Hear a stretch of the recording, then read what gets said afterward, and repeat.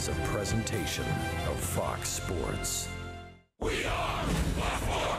We are Wisconsin.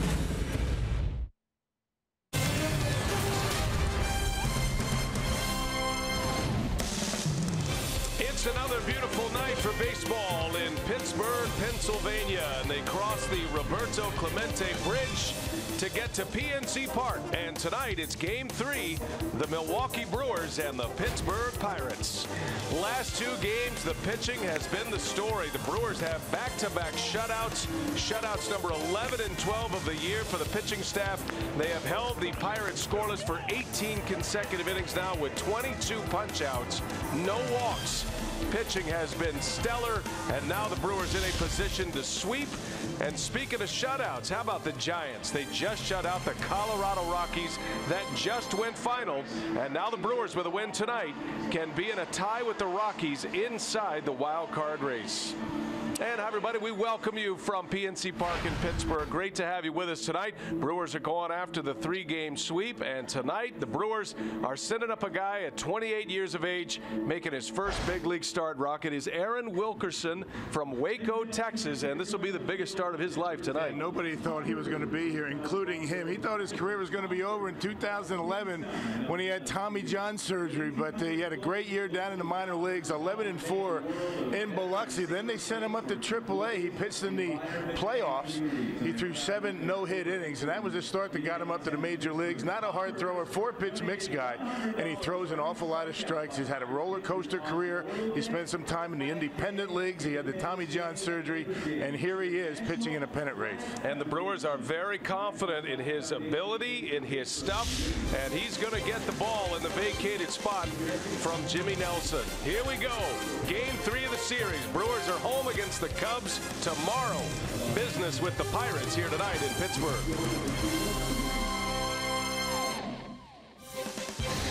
Milwaukee Brewers baseball on Fox Sports Wisconsin is brought to you by Miller Lite, the original light beer.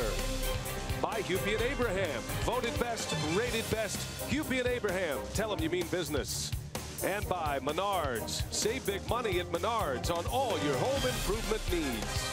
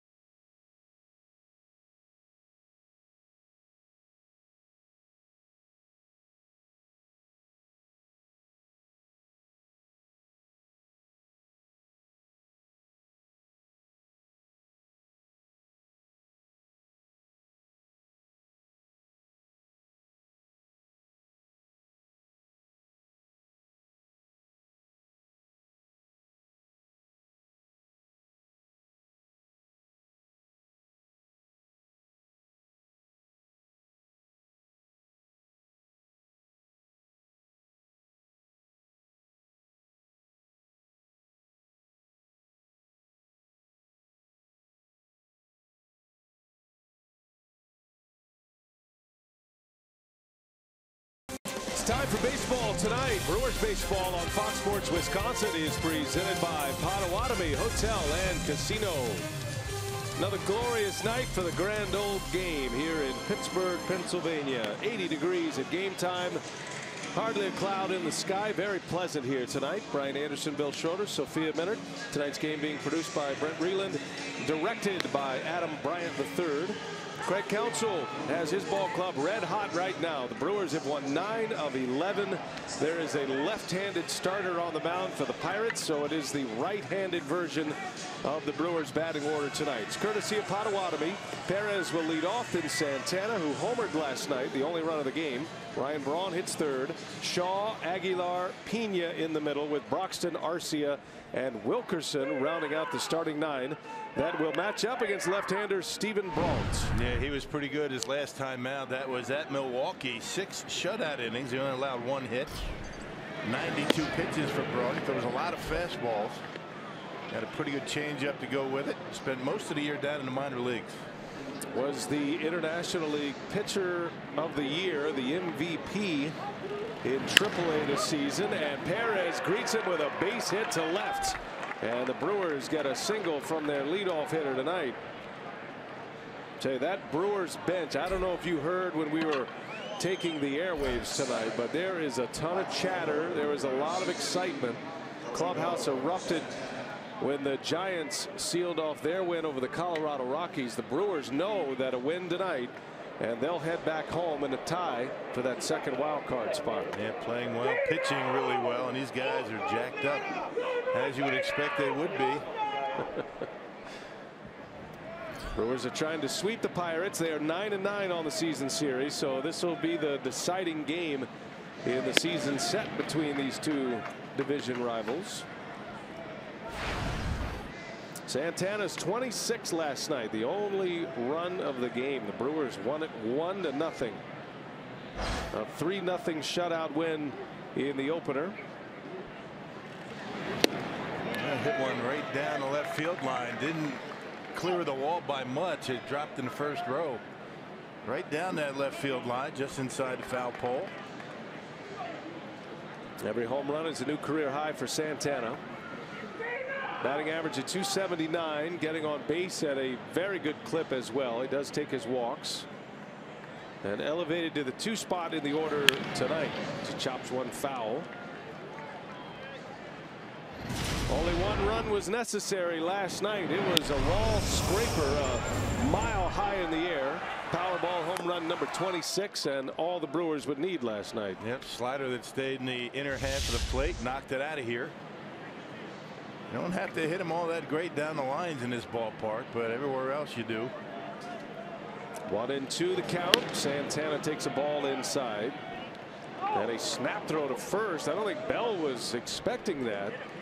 That one almost went into right field. Yeah, picked off his first baseman.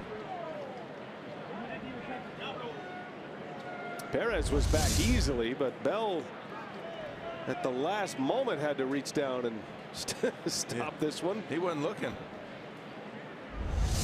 Diaz, the catcher, has a great throwing arm, and he's not afraid to show it off. 2-2 to Santana. The Brewers just saw Steven Brault last week. He did a number on the Brewers as well. He pitched 6 shutout innings against Milwaukee. That was in the opener of the Brewer Pirates series at Miller Park. That was last Monday. Only 1 hit allowed. Brewers were just coming off a sweep at Wrigley Field. Took 3 in a row from the Cubs, and then Brault shut them down in a 7-0 win. Swing and a miss. Santana strikes out for the first out. Well, you see what kind of adjustments that this Brewer offense is going to make against this guy. Well, let's check out the Menards Pirates defense. They haven't been very good this year. You got Marte, McCutchen, and Lucklow in the outfield. McCutchen's still running them down out there in center field. It's a big outfield here in this ballpark. You got Freeze, Mercer, Frazier, and Bell in the infield, and Elias Diaz behind home plate. He started all 3 games in this series. One away. Here comes Braun. Hernan Perez with a leadoff single, just underway from beautiful PNC Park in Pittsburgh. Brewers trying to hand the Pirates their 8th consecutive loss. And their scoreless streak as an offense is now at 19. Well, you know the Brewer hitters would love to give Aaron Wilkerson a little run support tonight. They know what's going through his mind. They've all made their major league debuts before. Very few of them have made their major league debuts as a starter on the mound in a pennant race. So there's a lot on this one tonight. Braun takes a ball up and away. And the Pirates know that. And Brault, who had a very good start against the Brewers, as you mentioned, back in Milwaukee, looking to keep some momentum on the Pirates side. These guys have not been swinging the bats well. Braun's been hot. 4 hits in this series, including a home run. Homered in the opener here. Pops that one foul and out play. About 70% fastballs for Brault against the Brewers. I mean, we're not talking, 95, 96. We're talking, 91 to 93. A lot of high fastballs at Miller Park, but very effective. Now, on those fastballs, the Brewers keeping the stats of their success or lack thereof. The Brewers were 1 for 12 on the Brault fastball on balls put in play. Just 1 hit. That's all he gave up. 4 strikeouts on the fastball as well. Braun in the air, shallow right, long run in for Luplow, and he's got it for out number 2. I think the theme tonight for both of these starting pitchers, the left-hander Brault, the right-hander Wilkerson, is the deception of the fastball, because neither one of these guys have the big upper 90s fastball, but both of them have fastballs that are effective when they're right, and they do get a lot of swings and misses on those lower 90s fastball. And with Brault, it's the delivery. He comes at you very quickly, a little bit like Brent Suter. I mean, he comes at you quickly. He doesn't work nearly as fast. Nobody does, but I think the fact that he does come at you quickly once he starts to home plate is a bit deceiving. Now the only left-hander in the lineup tonight is Travis Shaw. He's handled lefties very well this year. Been an everyday player for the Brewers. Most consistent player from beginning to end. He's had a couple of hits in this series. Has driven in a run. 4 RBIs away from 100.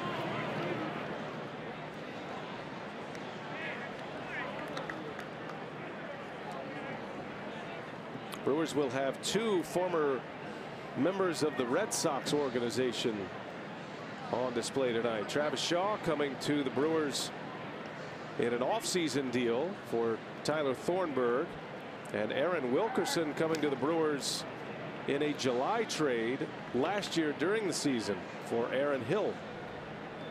And they are connected because Aaron Hill was acquired by the Red Sox to be in a platoon with Travis Shaw in Boston last year.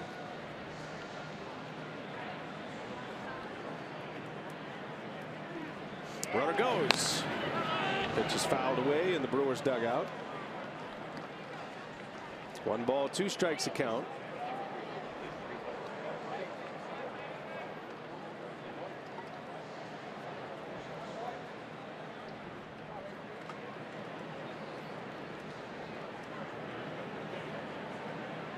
Those would be 3 whammies if you're part of the Red Sox baseball operations. You got Shaw in the lineup against a lefty, and Wilkerson on the mound as a starting pitcher. All right.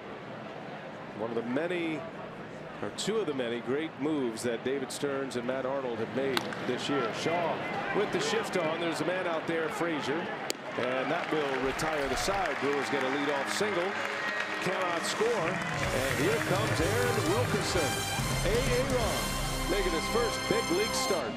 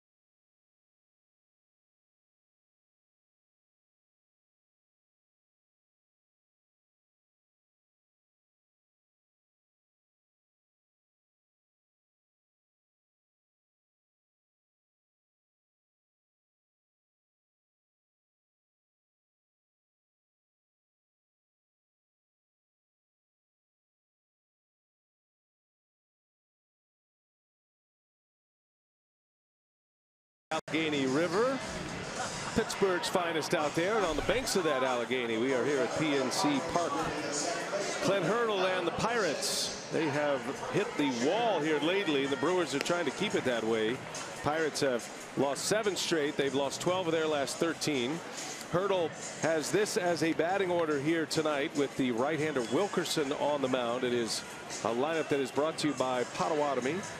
Adam Frazier leads off for the Pirates. Starling Marte, then Andrew McCutchen.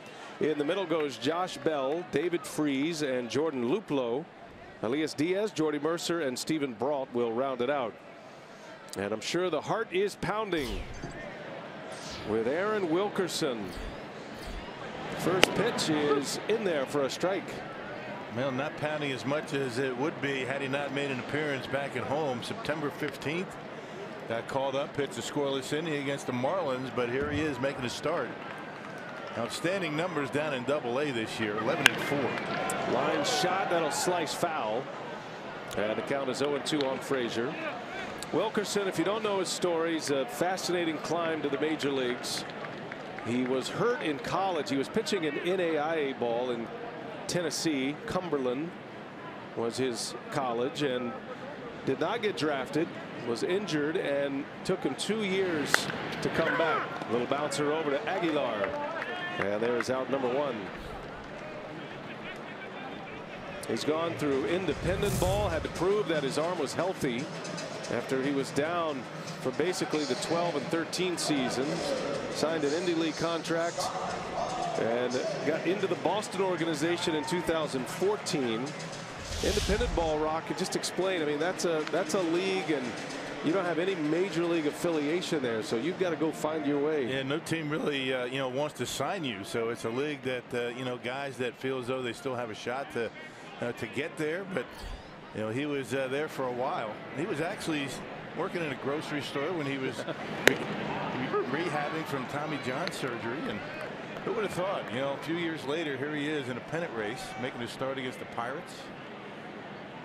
Good story. It really is a good story. From stocking the frozen food section in Waco, Texas, to pitching in a big league game in a pennant race. Yeah, the story is, I mean, he was offered a manager's job in the grocery store or go to independent ball. So that's what he decided to do. Good call. Great call. Marte fouls one away. He's very unorthodox in how he pitches. He's got a little bit of Rick Sutcliffe in him, right? He's got that little hook with his mechanics. And then he's got this fastball that has a natural cut to it. He doesn't try to make it cut. It just does it on its own. And uses the slider very well. Also has a curve and a change. There's a slider. Yeah, it's a good pitch. And we saw him, in that Marlins game back in Miller Park. I mean, 3 up, 3 down, a couple of strikeouts, and he was pounding the strike zone.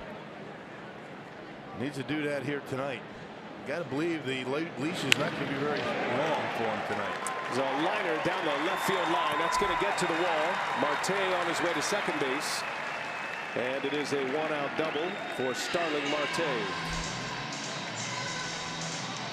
Well, let's check out the Menards Brewers defense here tonight. You got Braun, Broxton, Santana.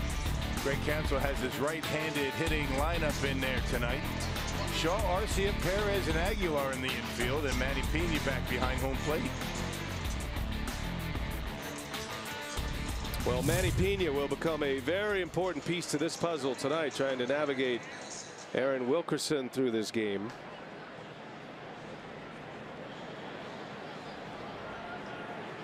Brewers got 6 innings out of Chase Anderson last night, so the bullpen is in pretty decent shape tonight, especially with September call-ups. First pitch fastball to McCutchen is upstairs. Yeah, these guys are probably sitting together on the bench in yesterday's ball game until Manny came in. Talking about the lineup, it's basically going to be follow the leader for Wilkerson tonight.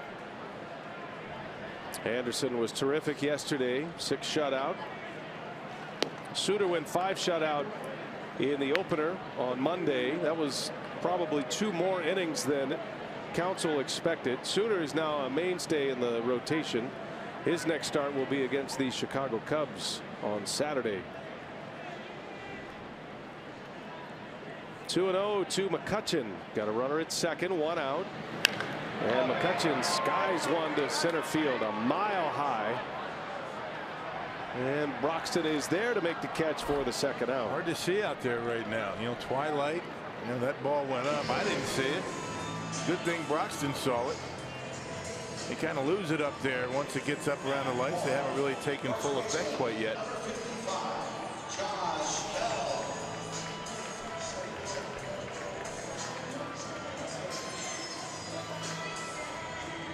Two gone. Here comes Josh Bell.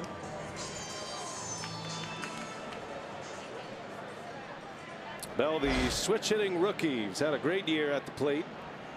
Big numbers across the board. Their top rookie run producer. He's got 83 RBIs this season. Is their best RBI man. Pickoff play at second, close, and just back is Marte. As you would imagine, a guy like Wilkerson, who's been around and has had to fight his way through every level, he knows how to handle all the ancillary parts of pitching. Controls the running game, will work fast, thinks about the game plan. On his way to third goes Marte to throw the tag. He's out. Wow, what a play on both ends. Pena to Shaw. And the inning is over. The Pirates want to have a quick look at this, but that was something else. Yeah, Marte walking off. I mean, that gives you an indication as to what he thinks. Well, a tremendous throw by Pena. Check it out. I mean, my goodness. He had to go around the batter as well. Right on the money. Wow. And he got him. And no challenge coming by the Pirates. Clearly out. What about the tag? Already we got a gem on our hands. Pena to Shaw on both ends of it. Well done. Inning over. Yeah, he's fired up. The Pineapple Express shows up again.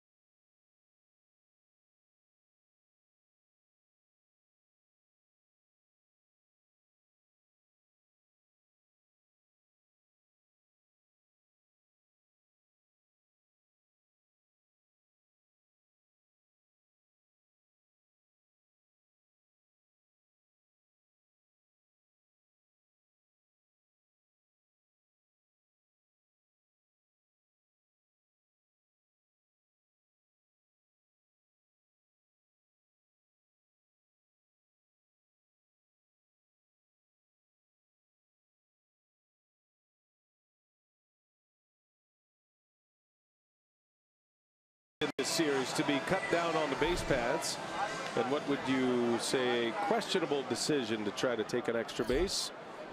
And the inning ends at third base on a terrific play from Pena to Shaw.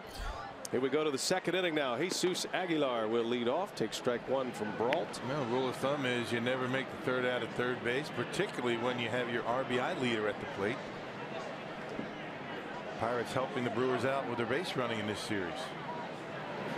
Aguilar hits one high and deep to center field, way back. How far will it fly? Oh my goodness, to the back of the Pirates bullpen. A mammoth home run by Jesus Aguilar, and the Brewers are on the board first. We got to get the measuring tape out on that one. That was a blast. Yeah, you don't often see Andrew McCutchen just look up, turn around, and don't bother. I mean, you don't see many hit that far in this ballpark. And we talked about that fastball. There it is, outer half, 90 miles an hour. Look at the extension for Jesus Aguilar, and he gives the Brewers an early lead. Yikes. A monumental blast into center field. That is over 2 bullpens out there. The Brewers and the Pirates pen into the service entrance. And now a ground ball to second. Frazier will gobble this one up. Manny Pena is retired. That ball left the bat of Aguilar at 107 miles an hour. 440 feet to center field. Impressive. Boy, how good has he been for the Brewers this year? Nice surprise. He's been Council's best pinch hitter. And now getting regular starts here with so many lefties on the mound. He delivers his 15th homer of the season. Got him from the Cleveland Indians. Acquired him off waivers. Broad facing Broxton now. Keon, the former Pirate, traded from the Pirates to the Brewers 2 off seasons ago. That's a grounder picked up by Freese. And there is the second out. Broxton is retired. 3 ground ball outs thus far for Brault. It's been one fastball after another. He threw one slider to Shaw. Seems like everything else is that fastball. Here's Orlando Arcia now. 8th place hitter tonight for the Brewers.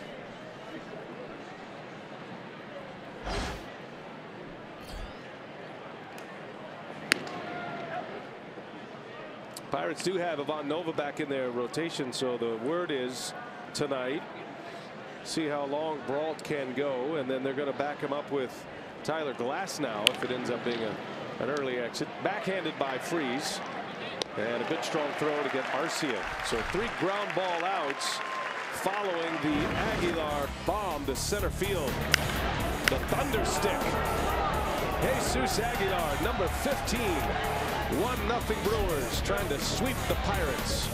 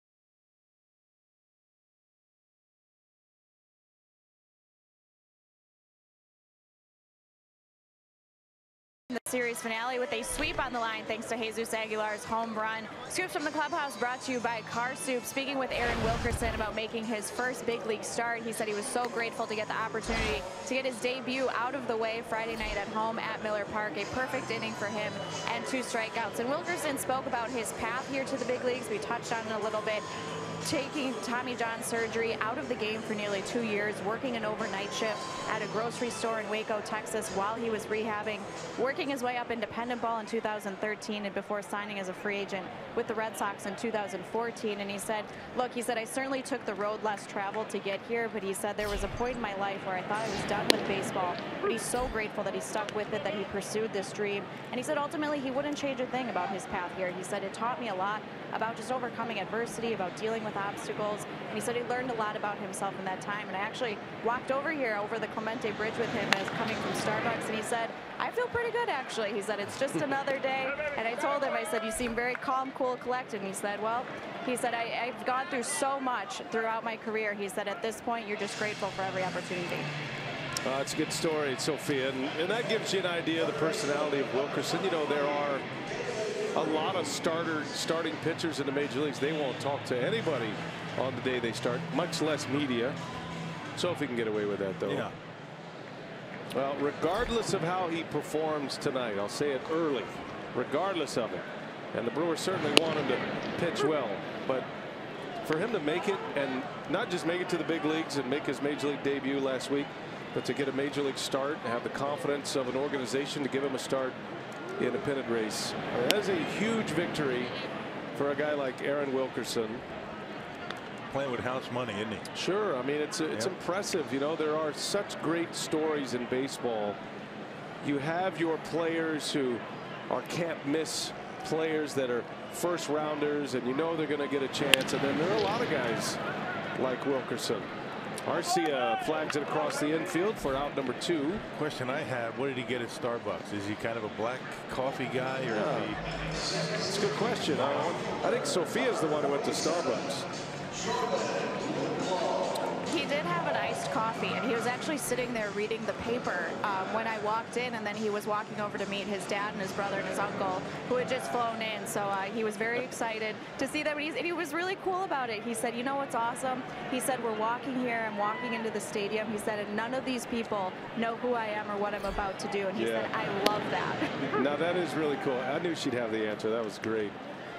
I mean, I do speak from a little bit of experience here. With my older brother was very similar story. He didn't get drafted. He signed out of a tryout camp, ended up making it to the major leagues. And I can tell you, when he broke through that ceiling of what you thought you could accomplish and what you did accomplish, I mean, it was a remarkable thing for my family. And I'm sure Wilkerson's family is just so proud of him to be able to be at this game tonight and watch him pitch. Something special. A pop up. Aguilar in foul territory, and he's got it. And how about a 3-up, 3-down shutdown inning after Aguilar gives the Brewers the early lead.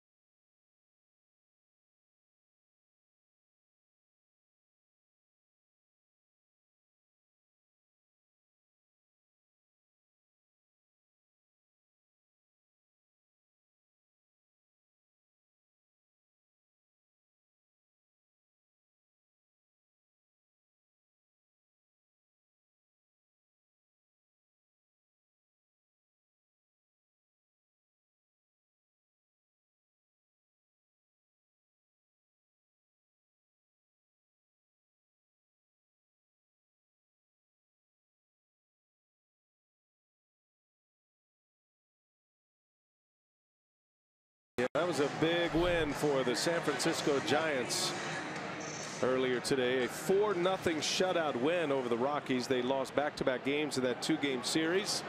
So the Brewers can join the Rockies in that second spot in the wild card race.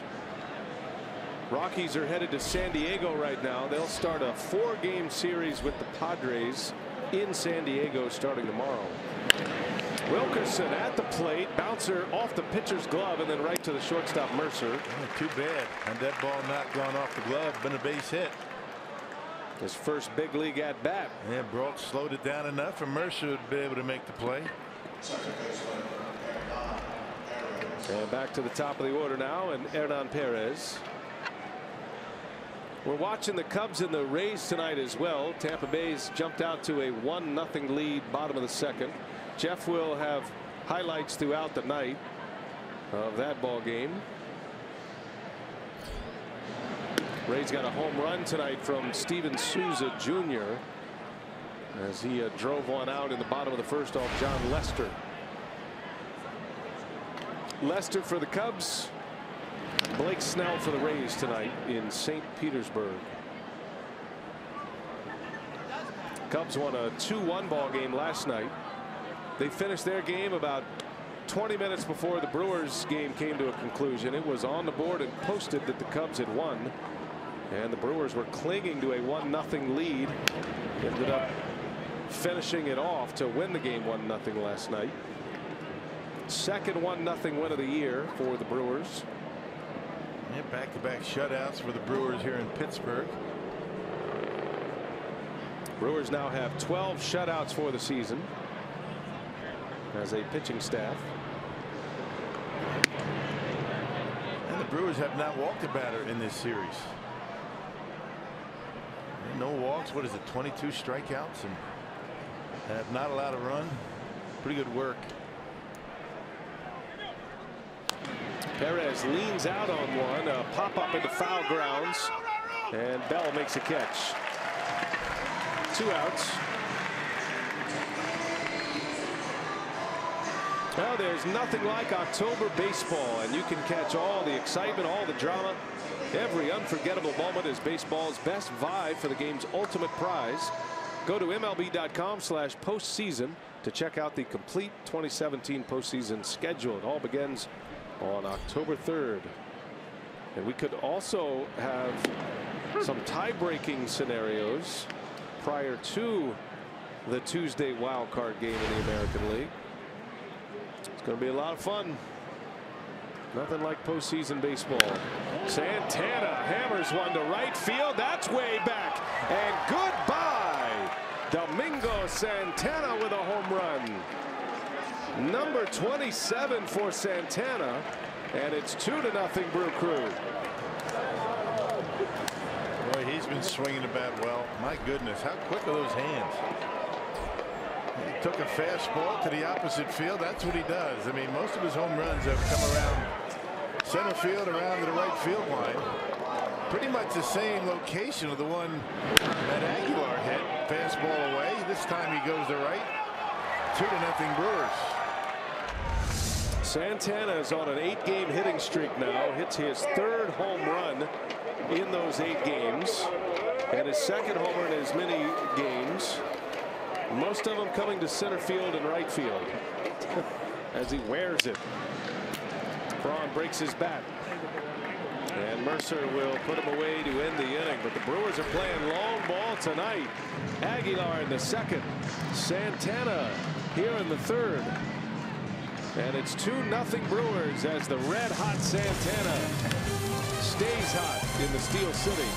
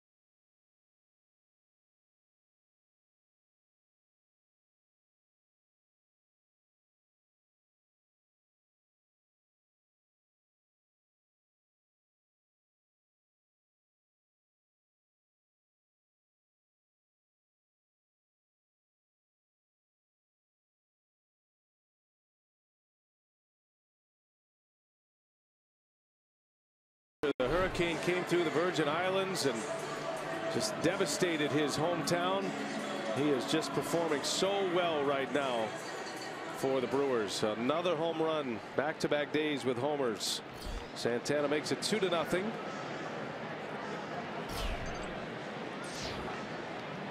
Aaron Wilkerson back to work, starts his third inning. Retired the side in order in the second. He's faced the minimum thus far. Marte was thrown out at third base after he doubled. He was trying to take third on a pitch in the dirt. Pena threw him out. That's deep into center field. Broxton turns and runs, and Broxton can't get it. It's high off the wall. Elias Diaz into second base with a stand-up double.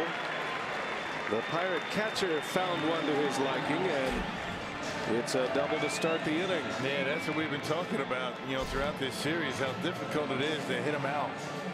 Particularly gap to gap. I mean, left center to around the right center field area. This ball is smoked. It's only .399 out there. At least that's what it says out there. Right off the top of the wall. Broxton can't get it. But it sounded like off the bat that was a home run. It just didn't carry. Second double of the game for the Pirates. And a runner at second for Jordy Mercer. 8th place hitter with a lot of power. Mercer. He's been moving around a little bit in the lineup. Clint Hurdle's trying to find the right combination right now, but he would prefer to have Mercer hit 8th. That's where he has been all these years under the skipper.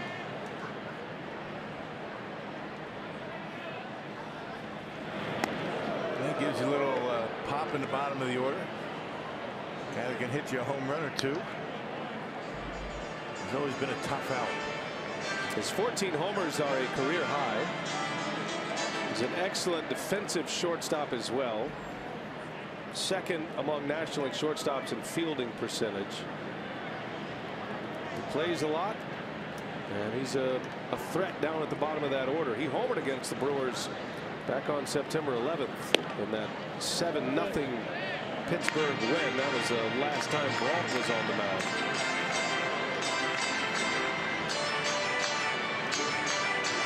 Brewers have caught him in a little bit of a slump. They're hoping to get out of Pittsburgh with that still the case. It's 2 for his last 18 now is Jordy Mercer. Hey, I hate to say it too soon, but it's been kind of a lineup-wide problem right now for the Pirates scoring runs. They're only scoring on average about 3 runs per game in the month of September. This is the 20th of September. Clint Hurdle's team has just struggled mightily to score runs. That's a strike. 3-2 the count. Wilkerson's fastball has that natural cut to it. You'll see Manny Pena reach across the plate often. And then you look on the Fox box and it shows it's right down the middle like the last one. Setting up a little bit inside here. 3-2 pitch. And Mercer lays off, and the first 2 have reached with the pitcher coming up. A pretty good hitting pitcher at that. Yeah, Braun did the big damage against the Brewers in his game at Miller Park. He had 2 hits. He drove in 2 runs.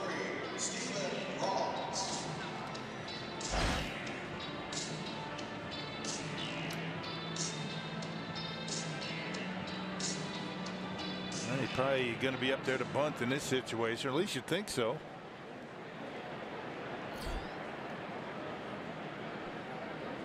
Braun was a 2-way player at Regis University in Denver in college. Familiar with the bat in his hands. He's only 25 years of age. Originally with the Orioles, drafted by Baltimore in 13. And he shows bunt, bunts it foul. Pirates got Braun from the Orioles. He was the player to be named later.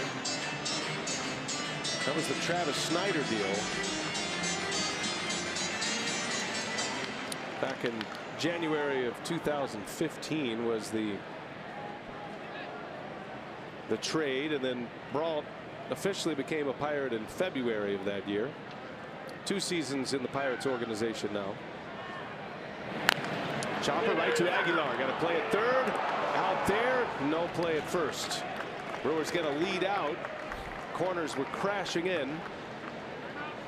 And a 3-5 put out to get the lead man at third base. That couldn't have worked out any better for the Brewers. Brault pulls the bat back. He swings it and right to Aguilar and an easy out at third base. He had the catcher running to third, so coming out and smelling like a rose on that play. Standing 40 feet away from home plate. That's got to be a little unnerving when a guy takes a full swing like that. First and second, top of the order. Here is Frazier. Good young hitter right here, Adam Frazier. Frazier bounced to first his first time up. He's hitting at a .281 clip right now for the Pirates. He's found his way into the lineup often. Getting another start tonight at second base. And that ball's hit deep. Santana is back. And that one is off the top of the wall. That is in play. This is going to bring in 2 runs. Frazier on his way to third, and he's safe.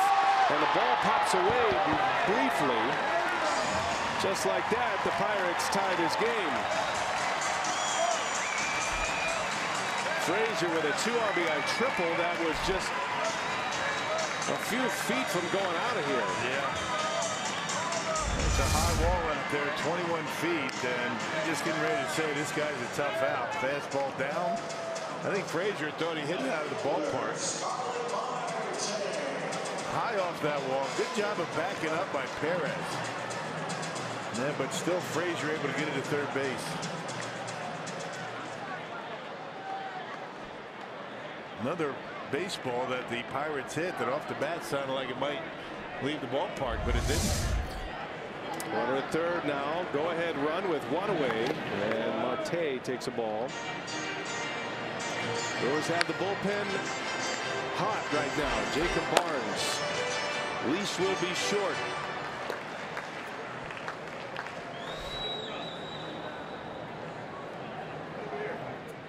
Marte with a double in the first inning.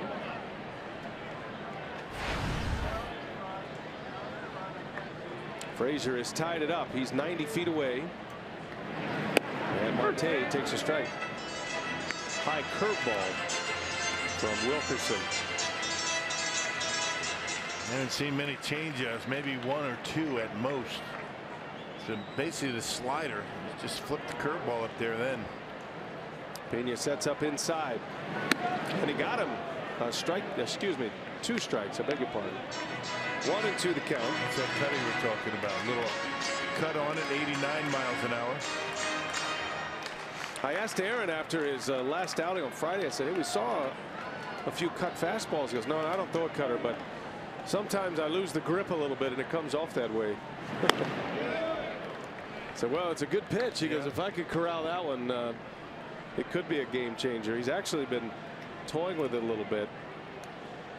Some pitchers pulled a little bit. They will get that natural cut.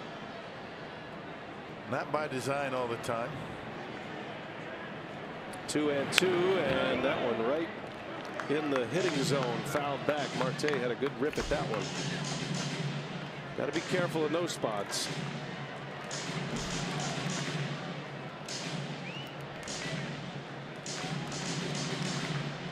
Wilkerson giving up 2 hits and a walk in this inning.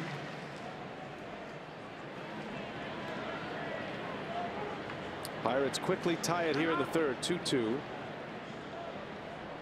Trying to strand that runner at third base. Marte just coming back yesterday. Had missed some time with a shoulder injury, left shoulder.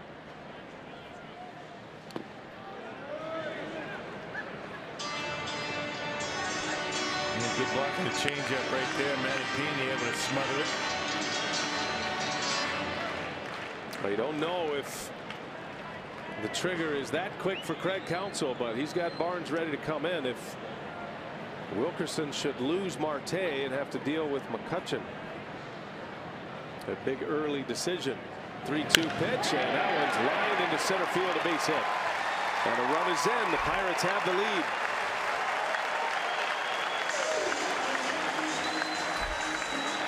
A little too much of the play with that fastball. They're pretty straight. And Marte able to center on it, hit it hard into center field. Outer half, 90. And Marte drives in run number 3. And Counsell is on his way. So the first major league start of Aaron Wilkerson is a short one. He will exit with the Brewers trailing 3-2. Pitching change at PNC Park will set up Barnes after this.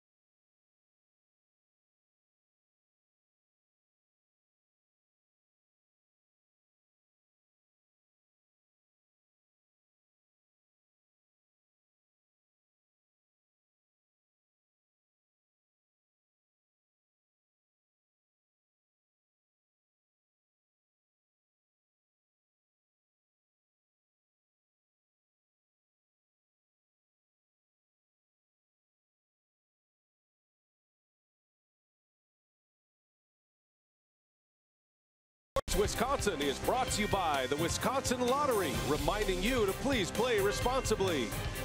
And by Toyota. Let's go places.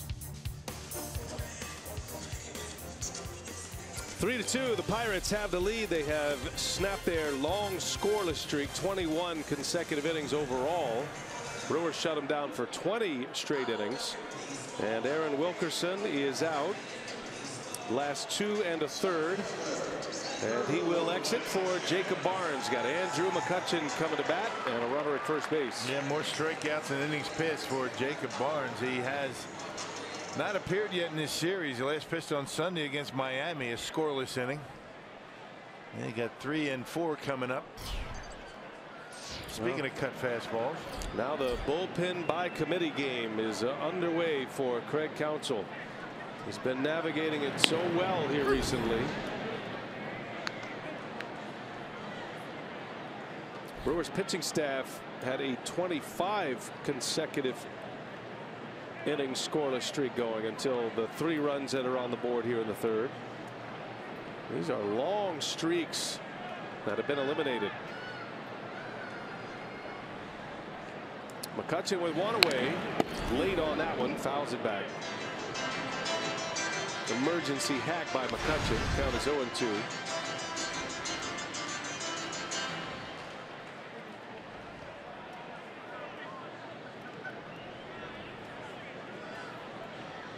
Wilkerson with 2 1/3, 4 hits. As of right now, 3 runs, all of them earned. Had a walk and no strikeouts. Barnes trying to get a double play ball out of Andrew McCutchen. Barnes does get a lot of ground balls. He's got that sharp slider and that sharp cutter. Runner goes and a ground ball foul. And Marte tries to run just about every time he's on base. Well, the strength of the Brewers right now is their bullpen. 7 shutout innings in the last 2 games. picked up 4 innings on Monday night after Suter went 5, and then Anderson went 6 yesterday. The bullpen responsible for 3.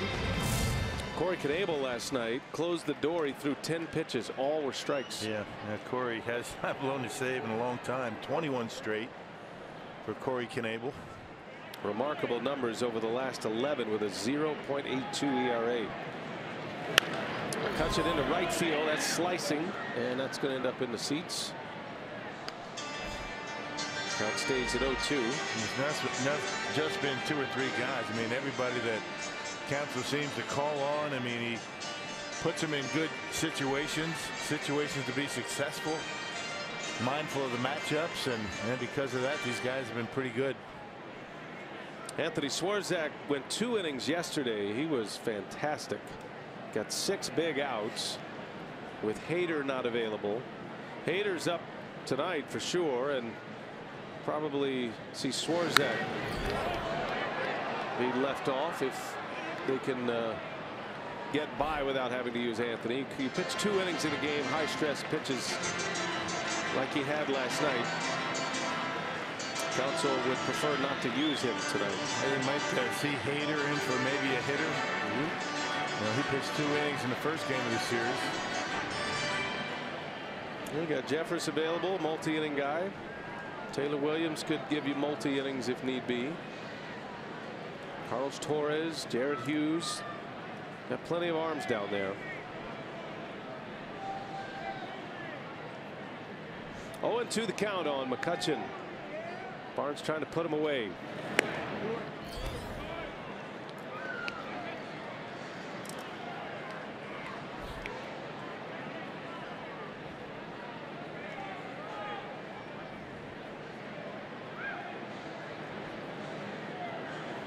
Hoping these Pirate bats have not awoken here in Pittsburgh in this final game.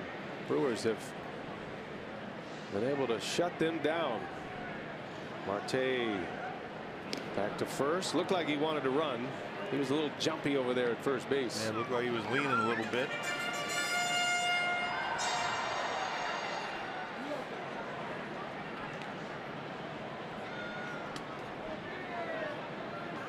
Marte's RBI has given the Pirates the lead. 2 RBI triple by Frazier started the scoring in this inning. 1 ball, 2 strikes. And he picked him off. Aguilar to second. Easy tag by Arcia, and twice Marte has run into outs on the base paths. Yeah, Pirates have had dreadful base running in this series. Officially, that'll go as a caught stealing, 1-3-6. Since Marte was breaking on Doesn't get any throw. than that. Thank you very much. Well, now a chance to get out of the inning. 2 outs. 2 strike count on McCutchen. And Barnes can clean this up quickly.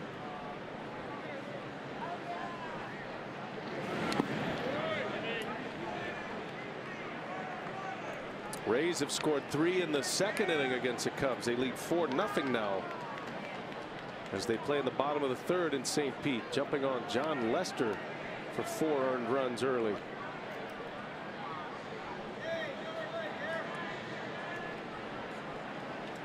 Rockies have already lost tonight. Giants beat them, shut them out earlier today. Big night for the Brewers. They've got a chance to make up some ground on the 2 they are chasing. They come back to Miller Park for a 7-game homestand, all tied up in the 2nd wild card spot.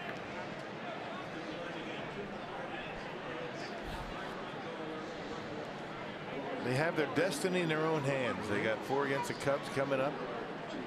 Let's keep winning. They've been playing well. Right now the Brewers are 4 back of the Cubs in the loss column. McCutchen, a shot right to Perez, and the inning is over. Pirates finally score in this series. After 20 consecutive shutout innings, they get 3.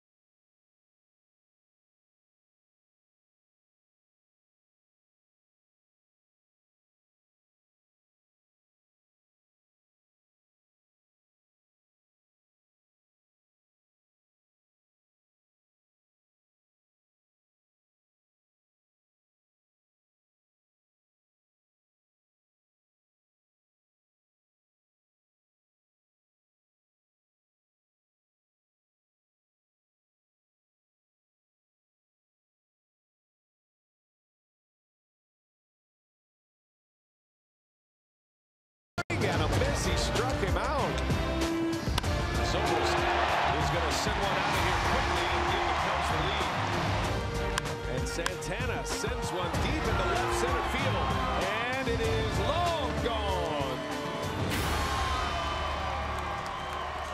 I-94 rivalry. All eyes on Miller Park beginning tomorrow night. Brewers Cubs collide. 4-game series, playoff spot on the line. Great seats, by the way, are still available. Starting as low as $20. You can visit Brewers.com to reserve your spot today. Make sure you come out and join us at Miller Park. We got to fill the ballpark for this 4-game set. I remember there's some game time changes, at the ballpark. Friday, 6:35. Travis Shaw leads off for the Brewers here in the 4th inning. It's a noon start. A nationally televised Friday, Saturday, and Sunday. We'll have games on Fox Sports Wisconsin for you Thursday, Friday, and Sunday as well. Fox will carry the game on Saturday. And there are tickets available. Can't stress enough how we need you to come out and support the Brewers on Thursday and Friday. And they need you against the Cubs for sure. 2-0 is the count as Shaw takes a ball high. 3-0 the count. Brewers down a run now. They've hit 2 homers. Aguilar and Santana. Pirates just scored 3 in the bottom of the 3rd to take the lead.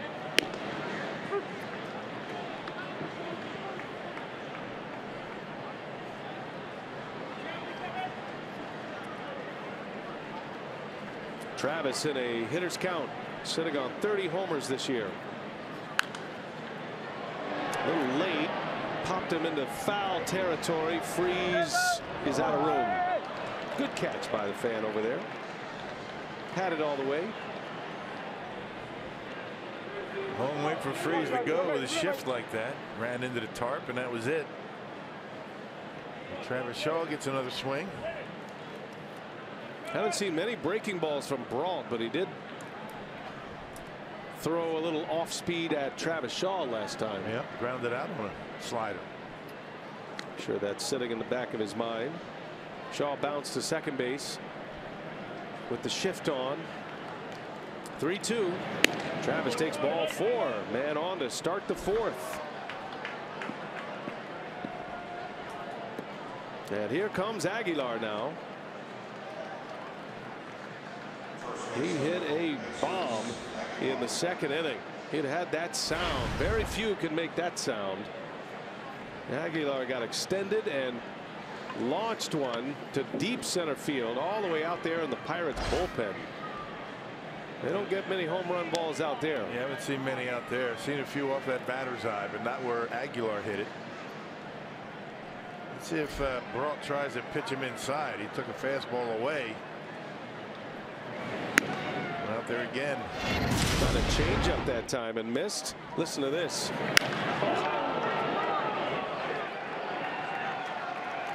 Right through the door. Out there in the bullpen. Aguilar down through the gauntlet. Aguilar's one of the few that is more frightening than the folks giving him the high fives. If you get involved in that, you might end up on the DL. I tell you, man, it's getting rough down there. He's a big man.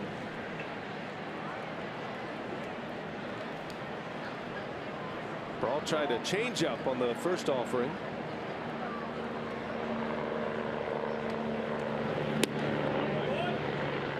Misses with a spinner this time. So Aguilar's got his attention, and he's fallen behind 2-0 now.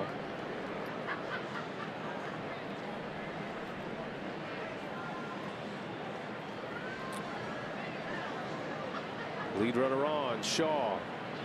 Aguilar takes a ball, 3-0 now. It just missed that corner that time.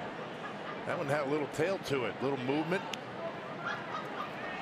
You think about the numbers for Aguilar. He's got 250 at-bats or so. He's hit 15 home runs now. If you play every day, you'll get around 500, a little over 500 at-bats. That's how productive he's been. I mean, you can do the math. I mean, he's on a 30 homer pace. Doesn't play every day. He plays against lefties. He's a pinch hitter for the most part. Got 72 hits and 49 RBIs. That's pretty good. In 257 at bats.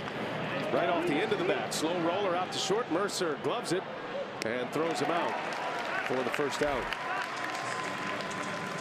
Shaw to second base.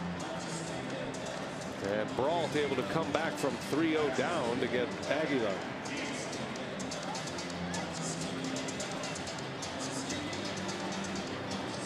Here comes Pena now.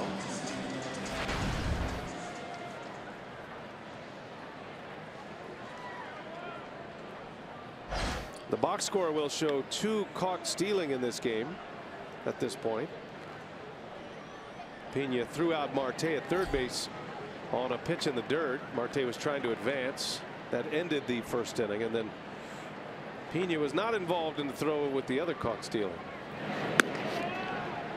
But you catchers, you'll take them, because when they don't execute the pickoff and it goes as a stolen base when you never make a throw. Right. And all those occasions when the pitchers don't hold the runners on. Equals out. Catchers would say not hardly, right? He's had a terrific year throwing the ball. I think the word's out. They don't run all that much against them anymore. The big base stealers will. They're going to run on anybody. They have egos and they figure they can steal on anybody, but those marginal base stealers, they just don't take off with Pena back there. Pena trying to deliver the tying run here in the fourth. And he goes. High fastball from Brault. It's 1-2.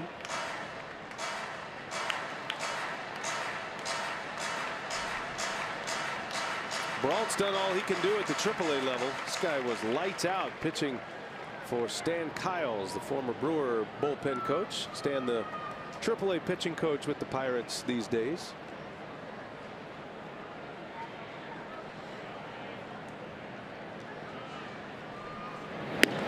It's hard to win double-digit games in the minor leagues. Brault won 10 of his 20 starts and a 1.94 ERA. Yeah, that is big time. Wilkerson did it. 11 wins. Yeah, Wilkerson down in Double-A this year.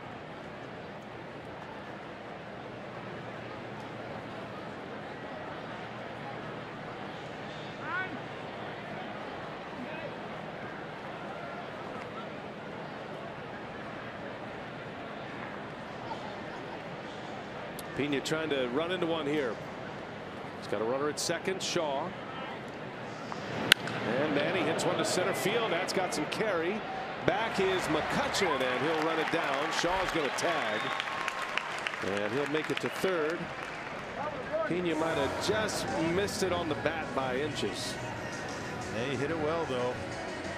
Hey, tonight's time of the game winner, Cedars 3 in Cedarburg. If they call the Brewers by 8 o'clock tomorrow morning, they get 40 tickets to a Friday night game in the Miller Lite Beer Pen. This offer courtesy of the Tavern League of Wisconsin and Miller Lite.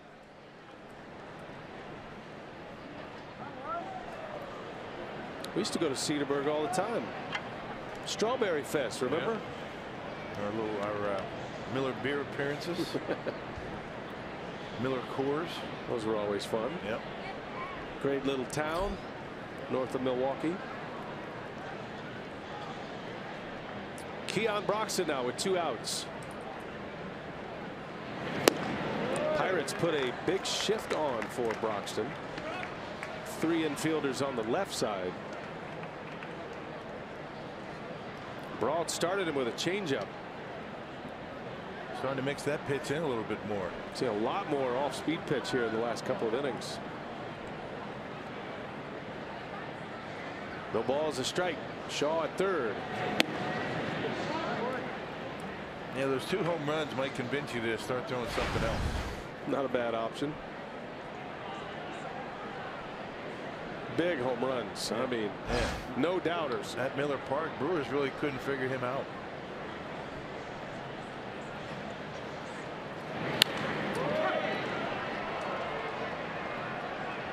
One thing the Pirates like about Brault, he is a strike throwing machine.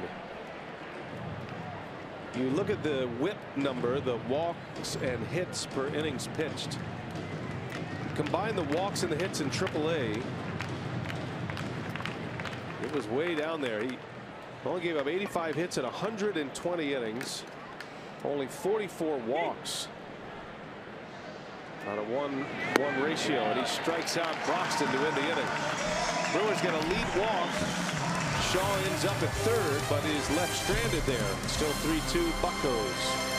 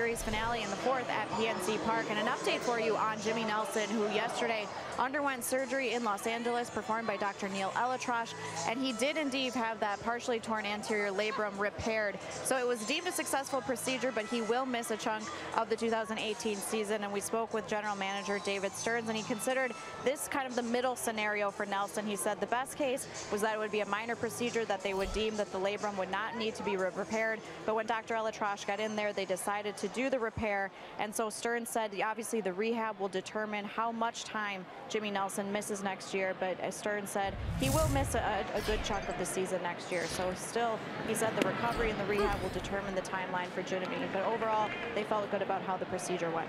Yeah, it's a long road to recovery. Thank you, Sophia. That's shoulder surgery, a lot more difficult to come back from than the elbow injury, so probably best to not count on much from Jimmy Nelson next year. If he ends up coming back and pitching well, that'd be a bonus, but you probably start to look at 2019 for Jimmy Nelson to be fully back and ready to compete at that level. It's a tough break.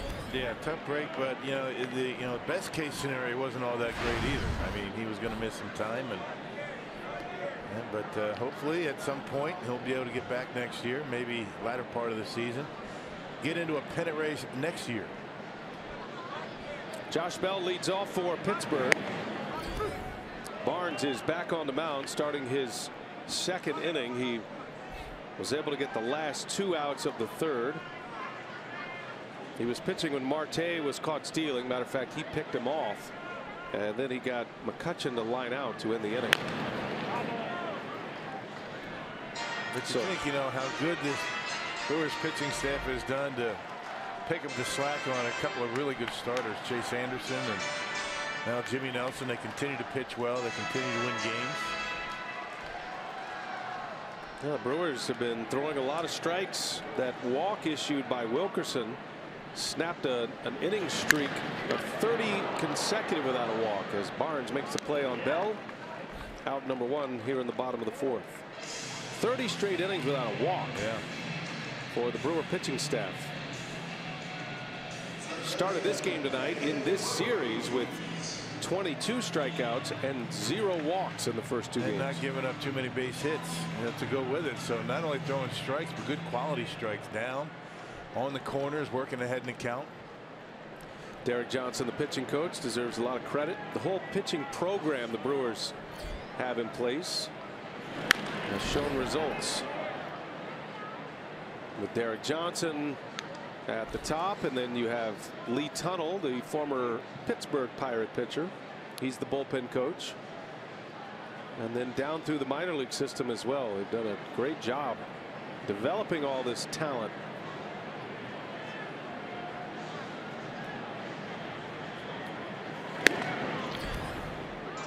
Derek Johnson's not an easy guy to corral and talk to because he's always working. Yeah. I mean, he's in the office, at home. You walk by, walk down that clubhouse hallway. There he is looking at video. He's looking over scouting reports, doing the same, on the airplanes as well. I mean, all the coaches are going to be in that plane tonight looking at Cub stuff and always going at it, working hard. And boy, they wear it, wins and losses. Well, we're fortunate to be able to fly on the planes with these guys, and we don't like to give away too much of what happens there, but these coaches, man, they push so hard, and then they usually just crash. As Barnes makes the play, Aguilar to Barnes for out number 2. You think about a day of a coach, right? I mean, they're up early preparing for this game here at the ballpark for a 7 o'clock game, about 12:30, 1 o'clock, going through all their preparations, their particular area of influence, and then the game ends, have a quick meal, shower up, get ready to leave, and then when it's a travel day, you get on the plane, you start working on the next team, and there's always that moment of the tank empty. They put in great work. They deserve a lot of credit. They usually get the blame when things aren't going well, and they certainly deserve some of the credit when they are, like right now. They all have something to do. The first base coach, third base coach, they have a lot more responsibility than just that. Infield, pitchers moves, outfield stuff. Yep. A lot going on. Swing and a miss by Luplow. Barnes has retired the first 2 here in the 4th inning. Barnes is throwing BBs right now. 97, 98 mile an hour with the fastball, and he's got the slider going at 90. There it is. Pulled foul. 1 and 2 to count. Yeah, impossible to really barrel up when you put it down there. And when he gets in trouble, he leaves that down the middle of the plate. Biggest question right now, how long can Barnes stay in the game? If he can be efficient here in the 4th, might see him go back out for the 5th. The Brewers do have the pitcher spot due up 2nd. So that'd be a decision for counsel to make. Did he go? He did. And a strikeout for Barnes to end the inning. Luplow is gone. 3 up, 3 down for Barnes. He settled it down. Brewers trail 3-2.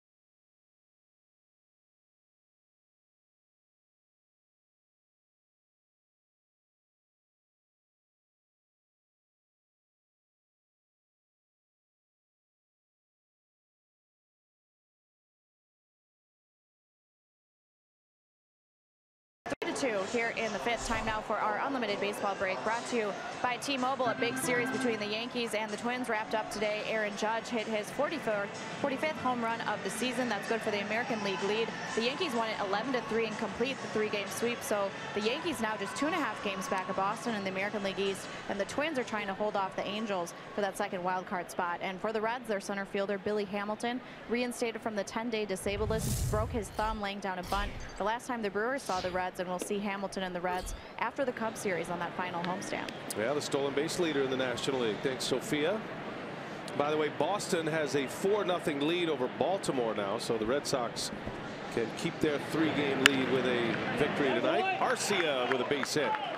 Orlando leads off the 5th inning with a single. We were curious between innings. We were watching the Brewers dugout, and Craig Counsell is going to take Barnes out. He has his spot coming up here in this 5th inning, and it looks like it's going to be Jonathan Villar to come on the hit round with Arcia on. Might see Villar try to drop a bunt down in a spot like this as he turns around, hits right-handed. You kind of chuck all the regular season protocol out the window in spots like this. And you drop a bunt down, then you have the top of the order coming up to drive him in. I say that only because Villar is a very good bunter. Typically when he bunts, he's bunting for a base hit, but can't handle the bat in that regard. Yeah, David Freese thinking he's bunting even with the bag. Arcia lead single. Brewers have another lead man on, not bunting. He takes a ball. And those of you out there who are adamant against the sacrifice bunt, I'm with you, but lately we've seen Counsell use the sacrifice with his position players often, which is not something he necessarily likes to do during the regular season either. There's a strike. I think these circumstances, I mean, a little bit different than just regular season stuff. I mean, he's got to play for a run. Well, in the middle of the regular season in the summer, he'd probably let Barnes hit, try to get an extra inning out of him the way he's pitching. It's a pretty effortless inning in 2/3 for Jacob. There's a strike. Fastball in there. They've got a ton of relievers down there. You got a big bench. I mean, I guess if you have a limited amount of relief pitchers down in the bullpen in a regular season scenario, you might see that. But with as many guys as they have on the bench and in the bullpen, I mean, you take every opportunity to get some runs. 1-2 to Villar. And a little half swing. He checked it. That is Rob Drake over there, the first base umpire. 2-2. Jeremy Jeffress will be next on the mound, and he is a multi-inning pitcher as well. He's been terrific in these bullpen by committee days. Matter of fact, he got a start in a bullpen by committee day the other day against the Pirates. That gave up a couple of runs and then a couple innings of work in a Brewers victory.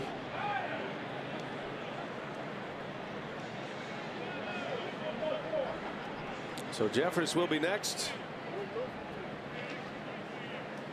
See if the Brewers can tie or take the lead here as Villar, swing and a miss. Down he goes.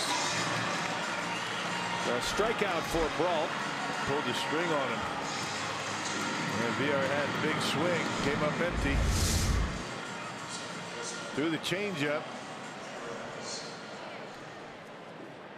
See Villar out in front of it. Looking back like, what was that?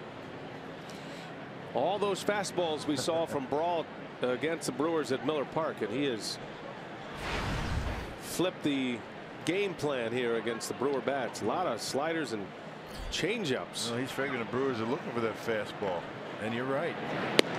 Perez shows bunt, pulls it back for a ball. Really didn't need to, change it up too much. He gave him one hit. I mean, that's how good he was. He was really keeping the Brewers off balance, mixing it up upstairs, in and out, but not too many off-speed pitches.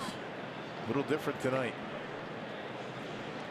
2 solo homers tonight for the Brewers. Aguilar in the second, Santana in the third. It was 2-0 Milwaukee until a 3-run bottom of the third. Pirates chasing Aaron Wilkerson. Wilkerson ends up going 2 1/3 with 3 runs on 4 hits.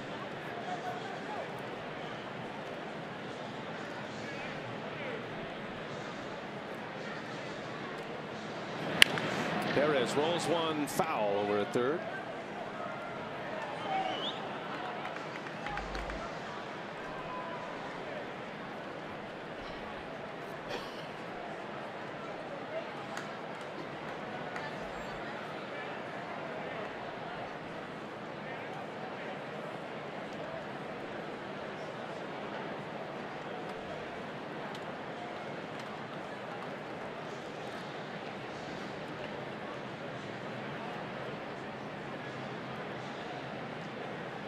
Back to the fastball he wants.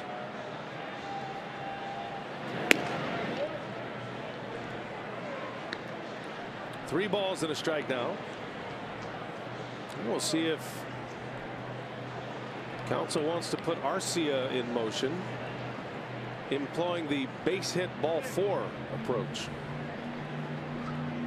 If he can get a jump on Brault. Brault's got a decent move to first base. See what he does. Stays put. 3-1 on the ground. Chance for 2. And a double play to win the inning. Leadoff single for the Crew. 3-batter inning for Brault after the double play ball.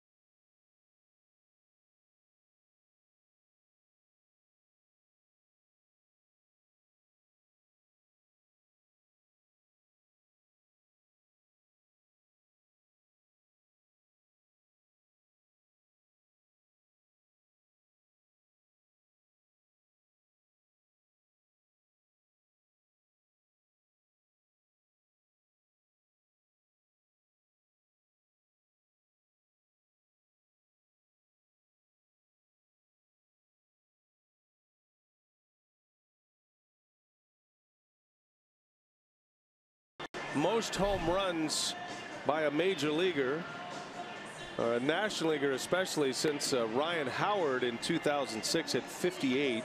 Stanton with 56. Aaron Judge with 45 now. Yeah. Brewers pitched him pretty well in Milwaukee in a 3-game series. No home runs for Stanton. Much different ballpark, the one for Ryan Howard in Philly, and where Giancarlo Stanton has to hit. I was looking at the American League home run leaders the last few years as you check the numbers on Jeremy Jeffress entering the game here in the 5th inning with Diaz leading off. Ken Griffey Jr. had back-to-back years of 56 home runs. That was back in '98 and '97. So it's been a long time since we've seen this kind of home run production.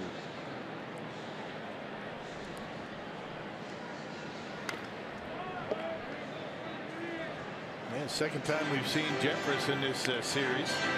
Pitched on Monday, faced a couple of batters, got an out.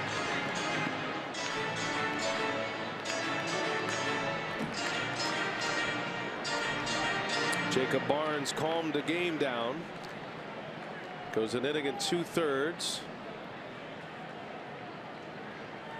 And now Jeffress trying to bridge the gap, see if the Brewers can get the bats going. 3-2 Pirates. We play in the home fifth. Diaz takes a ball.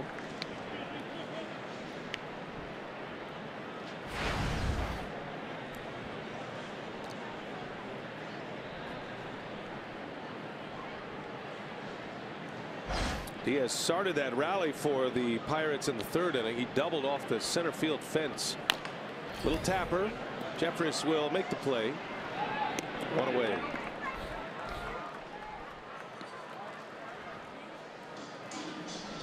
Carissa Thompson, Tony Gonzalez, Dave Wanstead, and Colin Cowherd joins Michael Vick.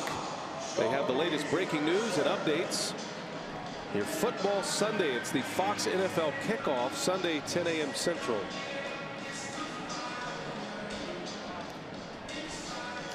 Jordy Mercer now with one away. He walked and scored in the third inning.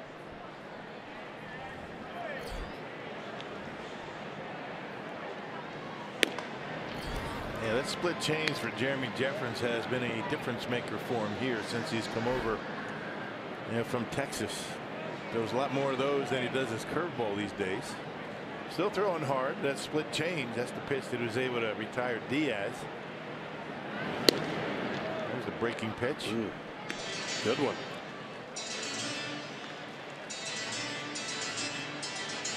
He was not very good, admittedly so, with the Rangers.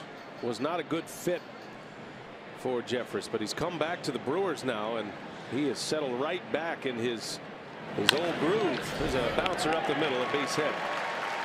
Mercer finds a hole. And a clean single here with one away. Puts a man on with the pitcher spot coming up. And Hurdle is going to make a move. Brault's going to be out after 5. Pirates continue to try to protect their young pitching with innings. And so Brault is out. Saw the same thing with Williams last night.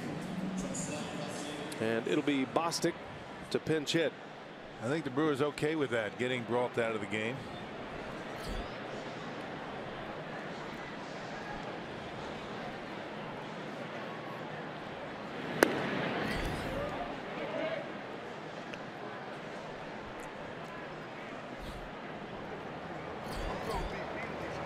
Glasnow will be piggybacking tonight with Brault. He'll be in next. Made a start against the Brewers last week. Hard throwing right-hander, triple digits hard. Yeah, he can hit 100, but he sometimes loses his control. He can walk some batters. Big, tall right-hander. Good contrast between Brault and this guy in the pen.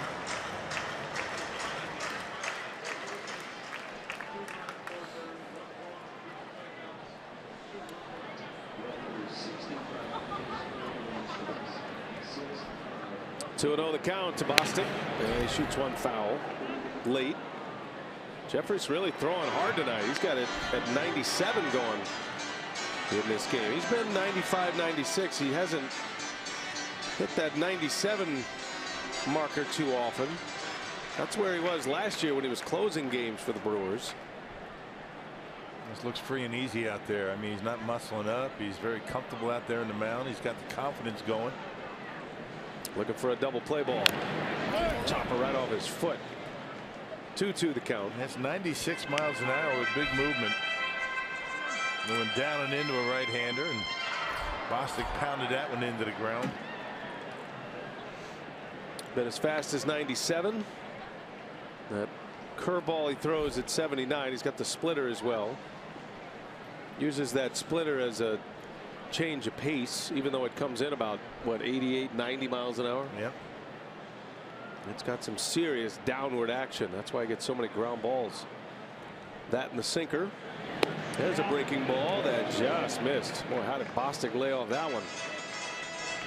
I think if he throws a strike, he's going to watch it go by. He had him buckled. No doubt, missed by about an inch.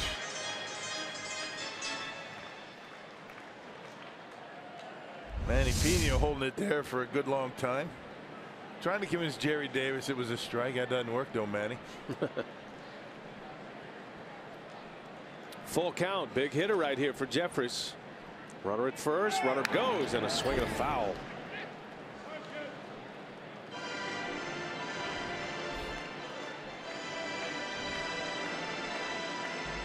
Haven't seen the split change in this inning, or I should say in this at bat. This would be a good time for one. Get him on a swing and a miss and throw Mercer out at second.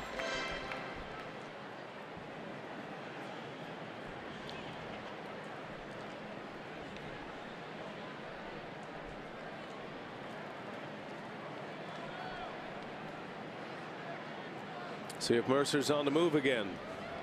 One out. He goes. Pitches inside. Ball 4.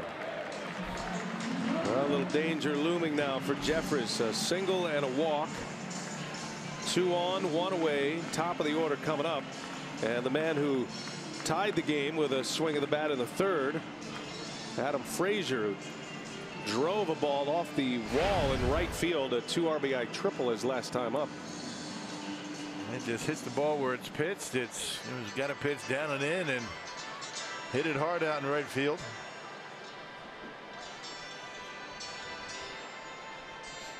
Derek Johnson out.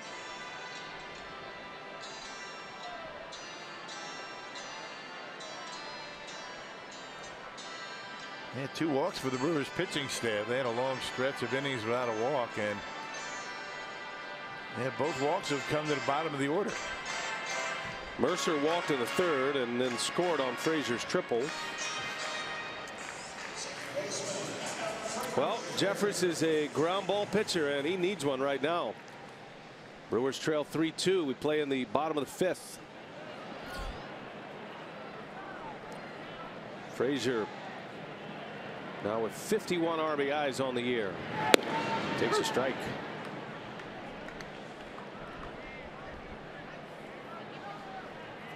Josh Harrison's injury has opened the door at second base for Frazier. He got a chance to play a lot of left field as well when Starling Marte was serving his suspension. And he's hit enough this year where Clint Hurdle's going to have to find some room for him next season. Man, okay, he's a tough out. I mean, when you come to the ballpark, you see that he's not in there. It makes it a little bit easier to navigate through this lineup. Left-handed hitter, hits it where it's pitched, uses left field effectively, and doesn't swing out of the zone too often. 1 ball, 1 strike. 1-2 now. Frazier played his college ball at Mississippi State. He and Brandon Woodruff, Brewer starter, were teammates. That was a College World Series team. The Diamond Dogs of Mississippi State. Very talented roster in 2012. 8 of those players are in the big leagues right now from that 2012 Mississippi State team. 1-2 on the ground. Got a chance to turn it. Arcia bobbles. Everybody's safe. Boy, that one hurts. I don't think it would have been a double play, but they would have been able to get it out at second base. Little cue shot off the end of the bat. It was that split change. Arcia can't handle it. That's an error. Had him out in front. I think maybe trying to be a little bit too quick, or maybe did it come up on him a bit. Let's see if it comes up on him. Man, not really. Maybe just trying to be a little bit too quick to second base. It was not a double play ball, not with Frazier running. Now the bases are loaded.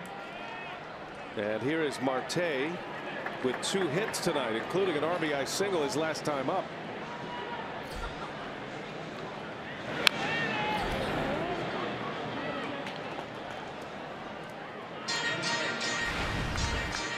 Dangerous spot right here for the Brewers. Pirates right in the heart of their order, already leading 3-2. A single, a walk, and an error has the bases loaded right now for Pittsburgh.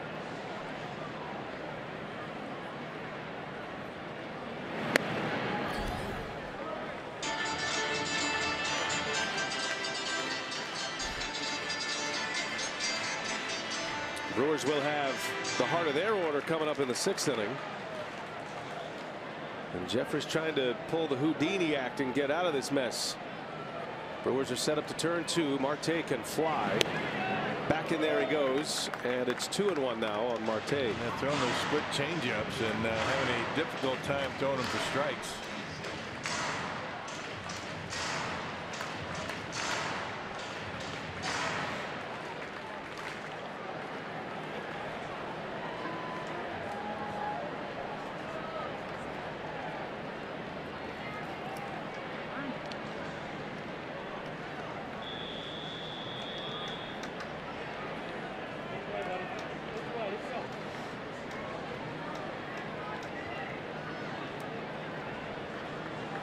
Two and 1 to count.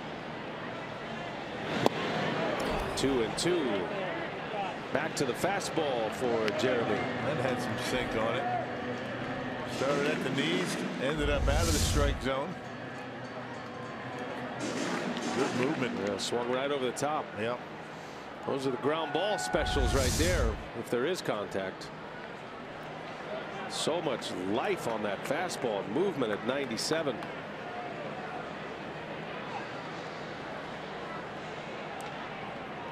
See what he does here. 2-2 pitch. Marte late fouls it away. Can't get that splitter down. He's been leaving it up and in. You get it down in the zone, that's a ground ball pitch. You leave it up like that, you risk giving up a flare into the outfield. Carlos Torres getting ready quickly.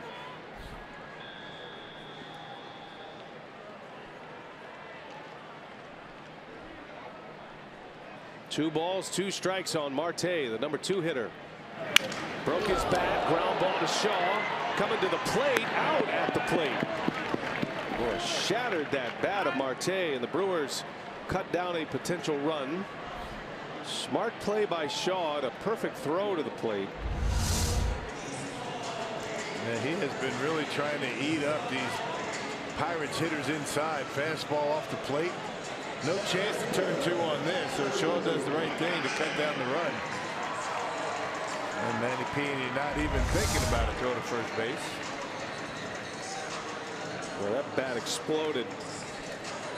Shrapnel everywhere. 2 outs now. Here comes McCutchen. You don't see 97 with that kind of juice, that kind of movement on it.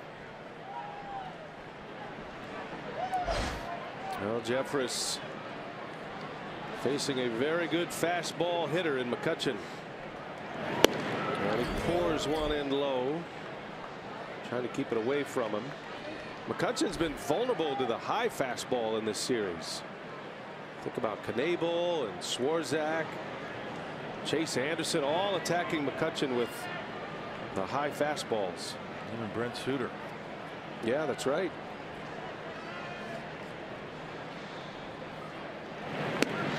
He doesn't bite on the breaking ball. Now it's 2-0.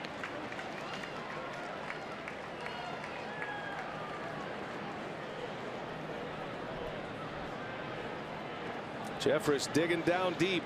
High stress pitches here in his pennant race in the 5th inning.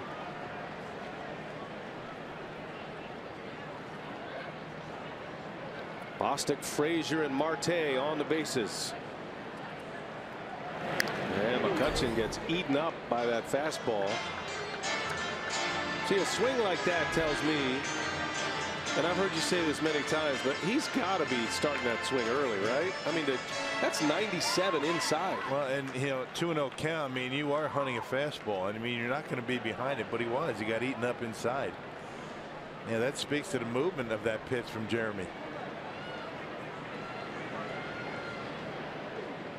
There was a day you couldn't get a fastball by McCutchen. Not that he's finished with those days, but you could tell there's a little something more to that than what we've seen in the past. 2-1. We all slow down a bit. Yeah, we do. Other time. That we do. undefeated. Well, 2-2. This is a big pitch right here. You don't want to go 3-2. You don't want to be forced to throw a pitch down the middle. Well, do they want to go with a fastball? McCutchen really hasn't proven that he can get the bat head out on that pitch. And by the same token, Jeremy really hasn't been able to put that splitter down where he wants it. Well, you're the big league catcher. What do you got? I'll go split change. I mean, it's been a good pitch for him. See what he does. 2-2, bases loaded, big spot, 2 outs in the inning. And a breaking ball just missed. Yeah, it looked like it had the upper portion of the strike zone. Jerry Davis not bringing it up. Jeffers probably kicking himself. If he can land that one, that's a ring up because McCutchen was done. Fooled him. First time he threw one. Now he's got to throw a strike. Got to make a big one now.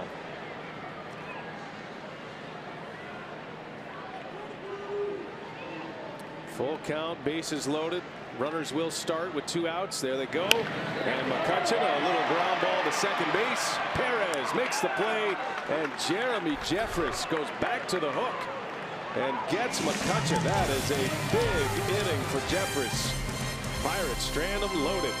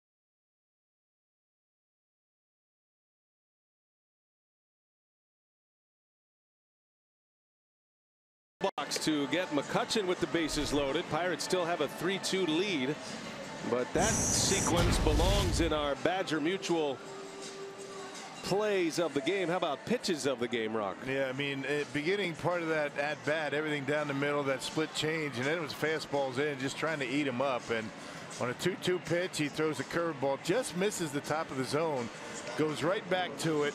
McCutchen with a very defensive swing, and Jeremy able to end the inning on a couple of curveballs. Yeah, good job by Jeffress, realizing that the split change really wasn't there for him in that inning and making an adjustment.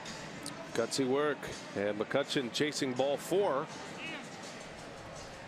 And the Brewers get out of the inning. So 3-2 game, pitching change for the Pirates. The hard throwing Tyler Glasnow, one of the top prospects in all of baseball.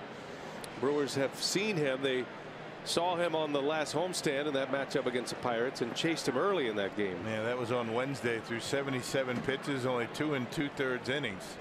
Started the year in the rotation for Pittsburgh, got sent down, had real good numbers down in the minor leagues. You know, here he is, back-to-back appearances against the Brewers. Brewers down a run. Santana will lead off. This guy has eye-popping stuff. 96 is his cruising speed. He's got a lot more in it. He hit 100 a couple of times in Milwaukee. Tyler Glasnow working from the stretch, trying to clean up his mechanics a little bit. That's one thing the Pirates have been trying to do with him. He's gone through a variation of different windups and starting places. Even had a double pump at one point from the windup. Old school. And that's the key pitch right there for him. I mean, any big hard thrower, if he can throw something else other than the fastball for strikes, it makes him a lot more effective. That's goes without saying. Big 6'8" right-hander. And Santana able to lay off. 3 balls and a strike now.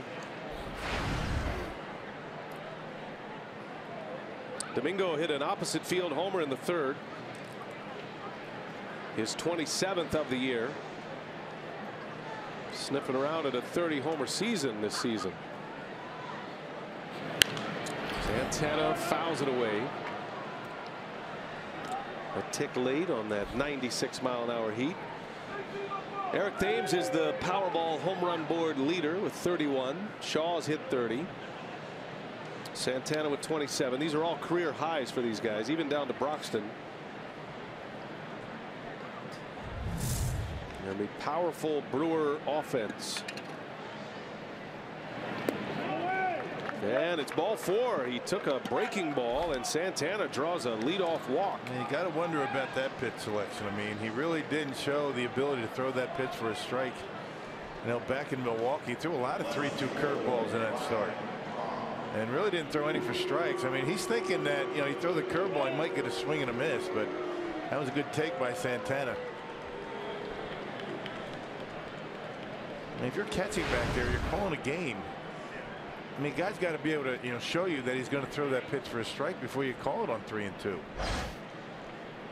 Hasn't done it yet. That was his problem against the Brewers in his start last week. And then the Brewers started sitting down on the fastballs, and it was an early exit for Glasnow.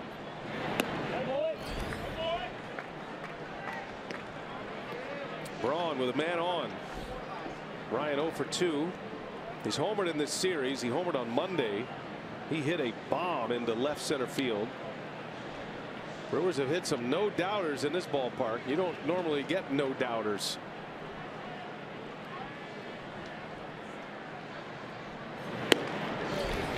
Braun hit one 429 feet. Out there in left center, and Aguilar hit his to dead center. Yeah, those are the 2 areas where you don't see the tape measure shots.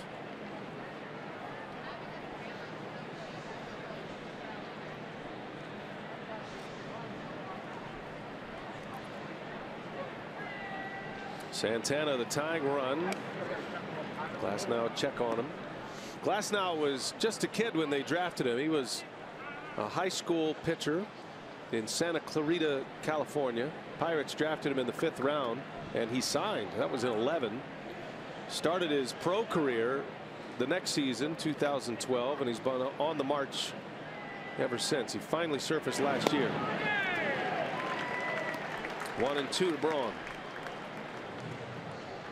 Got a little taste last year. He made 4 starts, pitched in 7 games. It did not go well.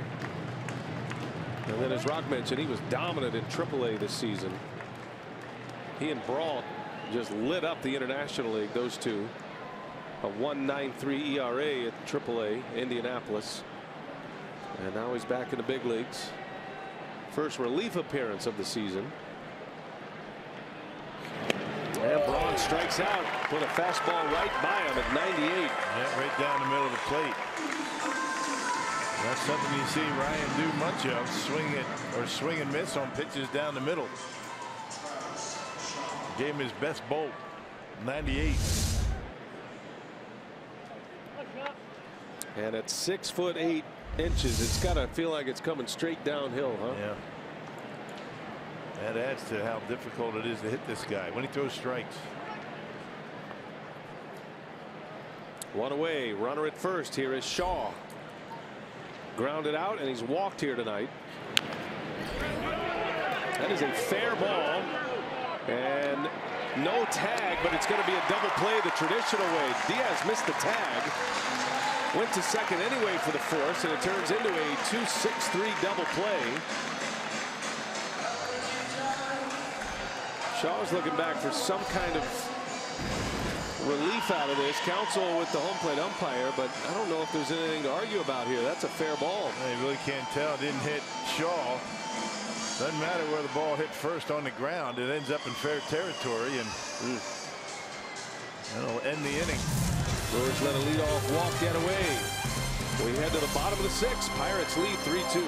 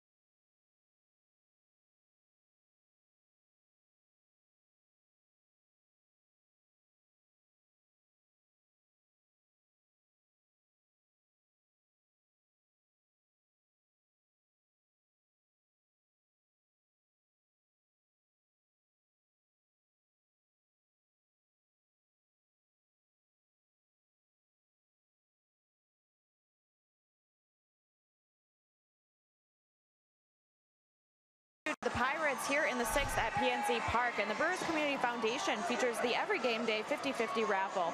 You can look for the sellers in the bright orange t-shirts and purchase a $2 raffle ticket.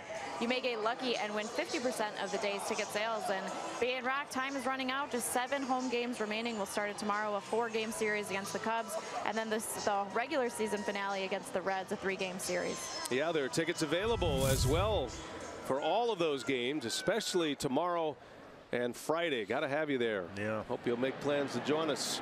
Wei-Chung Wong is on the mound for the Brewers, facing Josh Bell. Might be one and done right here for Wong. You got the switch hitter up. They want to turn him around a bat right-handed. Then a number of righties coming up.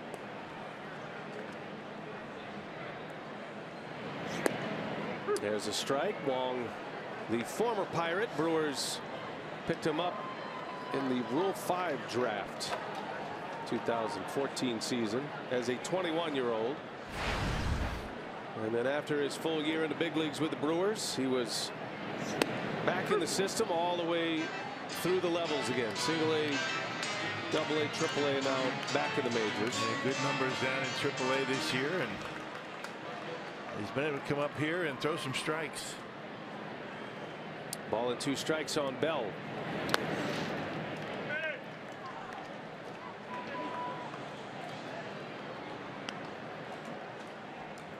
Aaron Wilkerson started tonight. 2 1/3, 3 earned runs. Barnes went an inning and 2/3.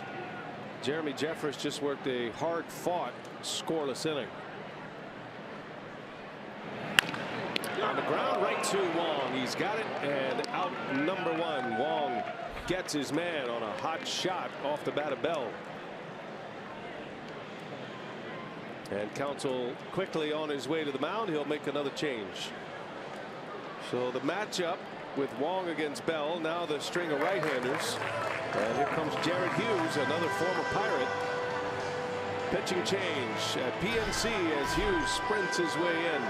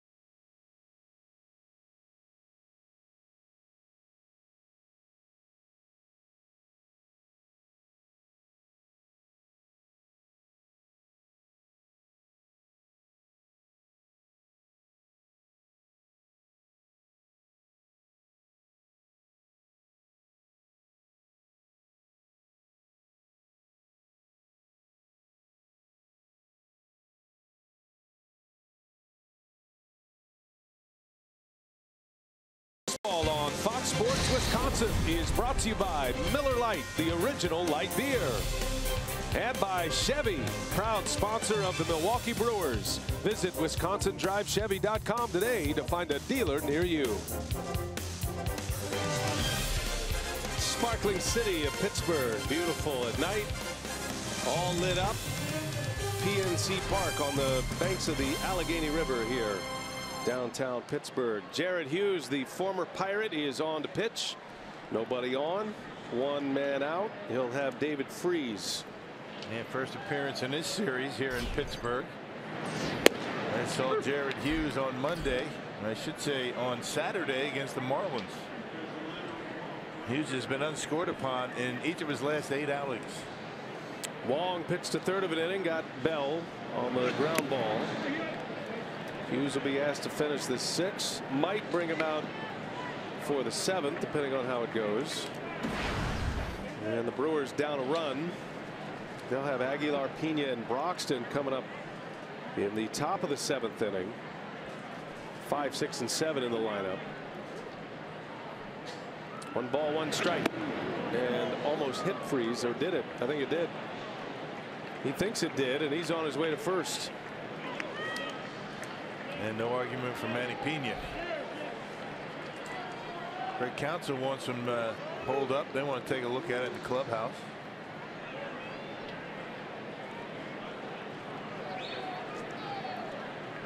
Hit batters are reviewable.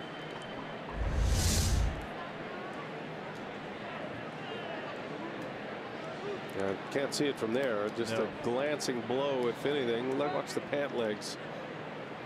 I don't know about that. I don't see anything there, but I don't think the Brewers see enough either, enough to overturn it. Let's put it that way.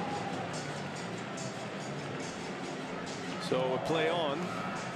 The 15th time, or 14th time that David Freese has been hit this year. Power bat at the plate in Jordan Luplow.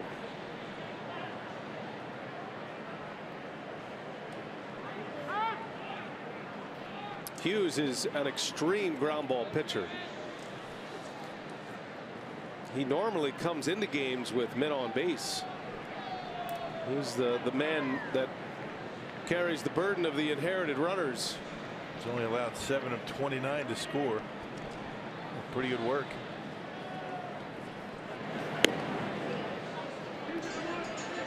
There's nobody between first and second defensively except for Aguilar, who's holding the runner. And a lot of room over there for Luplow.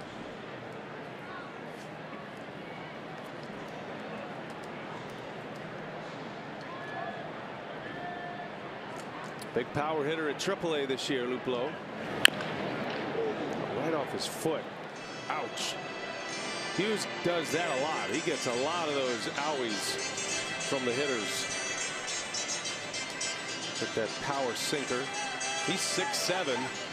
He's got the serious path as well coming downhill. Yeah, you pound one of those off your foot, you're going to say something else other than owie. I was cleaning it up a little bit. Yeah, good job. Kind of minimizes the pain, though, don't you think?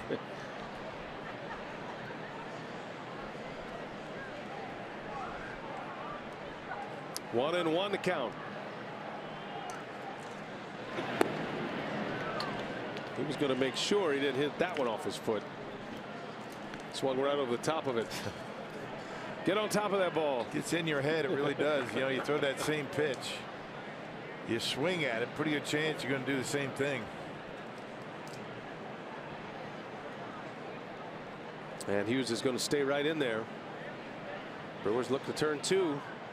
Get a ball on the ground. On the ground. Shaw's got it to second, out. And Perez trying to throw quickly. That's going to be an out at second base. And really had no chance to get Luplow. He was doing his best, but Brewers get 1. That's the second out of the inning. Luplow will trade places with Freese. Hey, Freese was coming in there hot on Perez. Yeah, high chopper, and you know, Freese, you know, he kind of surprised you a little bit with his quickness. He gets down there. And that ball was not in Perez's glove very long. He tried to be real quick to turn a double play, but not able to hold on to it. A few years back, Perez is going to be in grave danger right there, but Freese did it well. Came in hard at the bag, but kept his foot on the bag. That's going to get Diaz a swing here in the 6th inning. Pirate catchers already doubled in this game.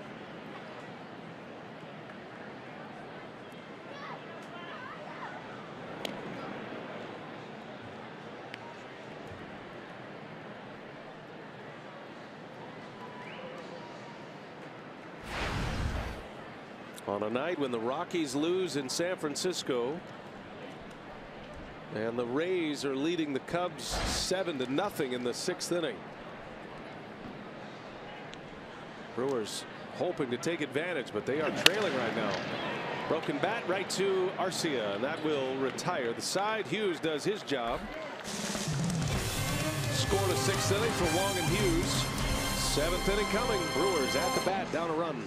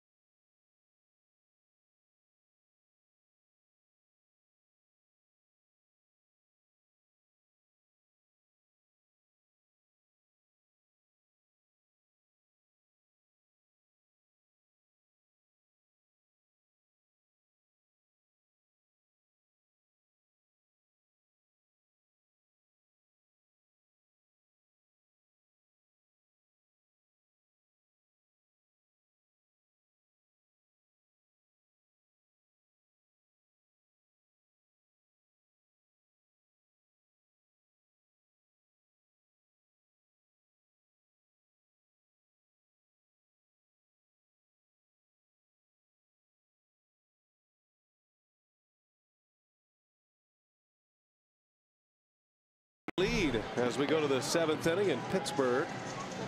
NL playoff picture brought to you by UW Whitewater Athletics. Scores from earlier today with the Giants beating the Rockies, shutting them out. Cardinals leading in Cincinnati tonight 8-2. That game's in the 6th inning. Cardinals won last night as well. And then you got the Diamondbacks in San Diego. Cubs have a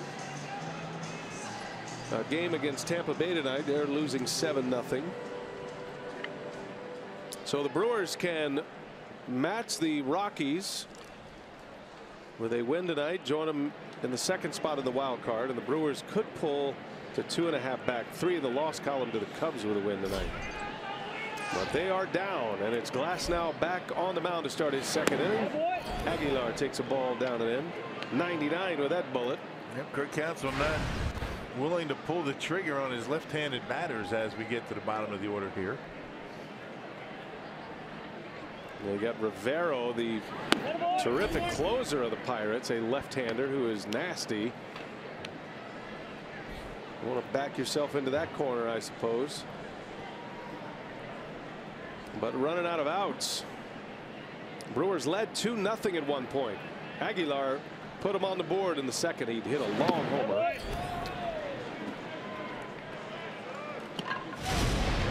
Look and listen. I knew that was gone as soon as he left the bat. Sounded good, didn't it? Ends up in the back of the Pirates bullpen, 440 feet away. Aguilar's 15th of the season.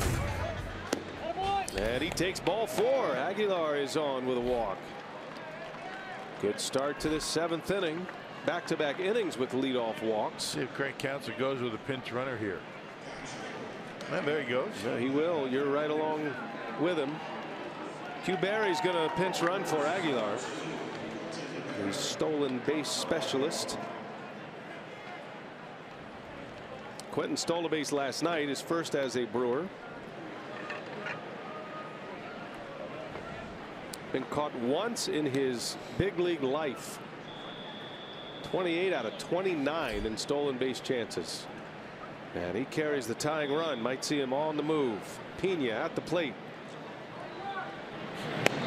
I mean, Glasnow has a huge leg kick, and if Berry gets any kind of jump, it's going to be no contest down at second base.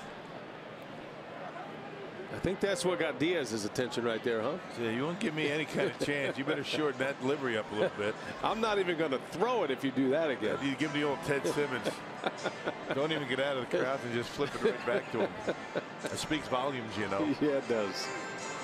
That's your runner out there. Maybe my stolen base, but that's your run. I'm not going to bother. Well, it's all in play right now. And there he goes. Pena takes. Diaz throw. And it's on the bag out at second base. What a throw that was by Diaz. And he did quicken his delivery, didn't he? He didn't give the high leg kick. So Diaz went out and told his pitcher, hey, give me a chance. He did. And Diaz put one right on the money. Much quicker delivery. And that's the difference. Let's give Frazier some credit, too. He hung right in there with Berry sliding it on him. Diaz fired up. This guy can really throw, and we've seen that arm. He's been a weapon behind the plate. Wipes out the lead base runner. 1-1 to Pena. 2 balls and a strike now. Giving up a few stolen bases in this series, but overall 333 throwout percentage. That's pretty good. That's about average. You got to lay that on the pitchers if you're stealing on this guy, because he can really throw. Good throwing catchers in the big leagues. Pena's got some pop. Takes it inside. Ball 3.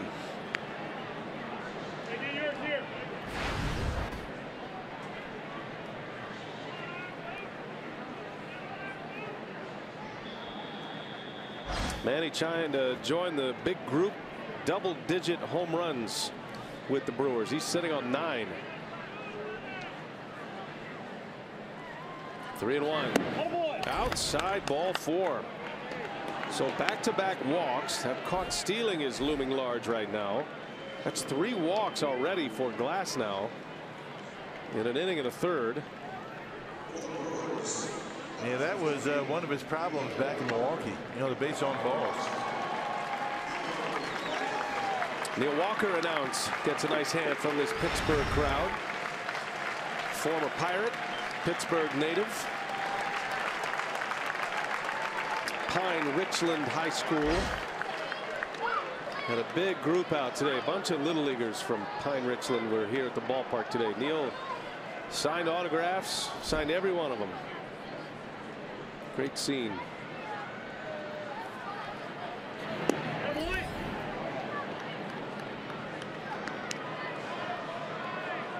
Walker's delivered some big hits for the Brewers. Had an RBI single in the opener on Monday. Had that grand slam against the Marlins, part of an 8-run 8th inning on Friday night.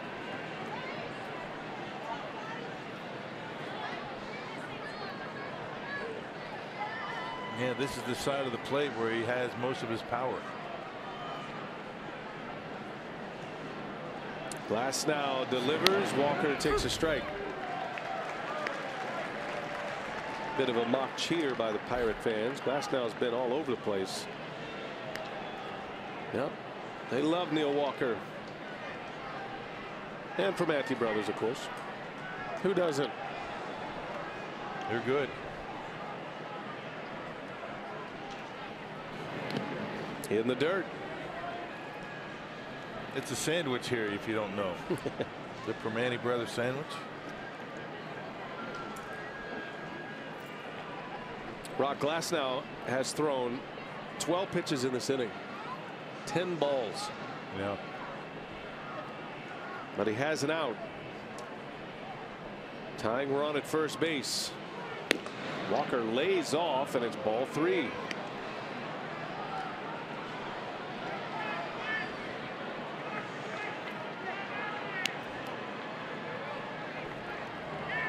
Bullpen is hot for Pittsburgh. A.J. Sugar, one of their best. This guy's had a good year. He's got a long scoreless streak going. Glasnow deals. Walker takes ball 4. And decision time here for Hurdle. Back-to-back walks. Not much of a decision, I don't think. 3 consecutive walks. And Hurdle will make the change. The Brewers are knocking at the door. But Hurdle's got one of his best relievers coming in. He was trying to get all he could out of Glasnow. The caught stealing is huge right now. 2 on, 1 out. A.J. Schugel coming in for the Buccos.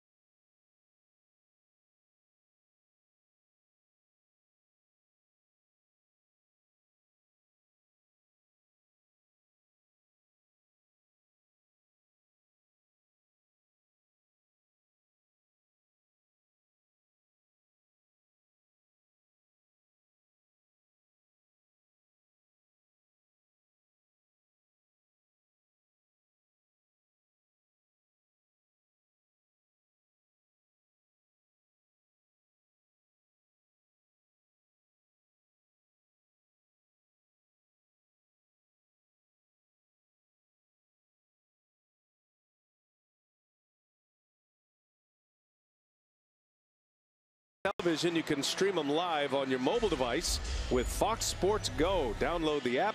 Take Fox Sports Wisconsin and Brewers baseball with you wherever you go.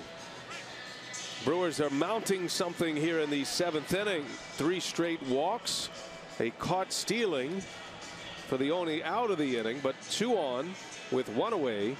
And the new pitcher is A.J. Schugel. And Craig Counsell is going to go to his bench. He's going to take a shot at it right here with Eric Thames. So now the lefties are coming here, partner. Well, you figured it wasn't going to be long. And Schugel's been one of his best, maybe his best right-hander out of the bullpen. Stranded a couple of inherited runners on Monday against the Brewers. Has not allowed a run in his last 15 games here at PNC Park. Eric Thames with 31 homers, the Brewers' top home run hitter.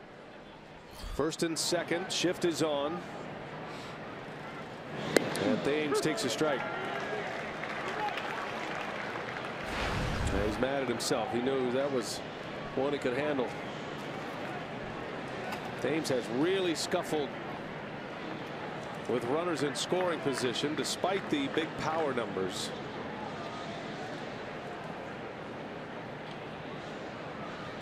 Thames hit a key home run on Sunday to give the Brewers the lead against the Marlins. That was a late home run that put the Brewers on top. You wonder if Schugel's even going to, challenge him inside. I think if Thames gets something done, he's going to have to wait back and drive something back through the middle. They're giving him a lot of room on the left side of the infield. Brewers don't have a lot of speed on the bags right now with Pena and Walker. That home run Thames hit was Friday against the Marlins. Part of that 8-run 8th inning. Pinch hitting here in the 7th. Brewers down a run.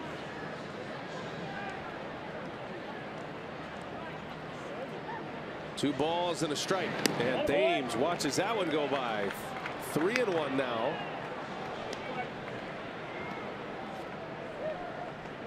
Well, a lot of off-speed stuff here. Started him out with a fastball, got a call on a pitch that was off the plate. A couple of change-ups, and breaking pitch. Doesn't look like he wants to challenge him. Just got a pump of the fist from his catcher.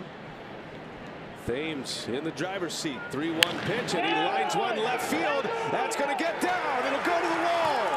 In to score is Pena.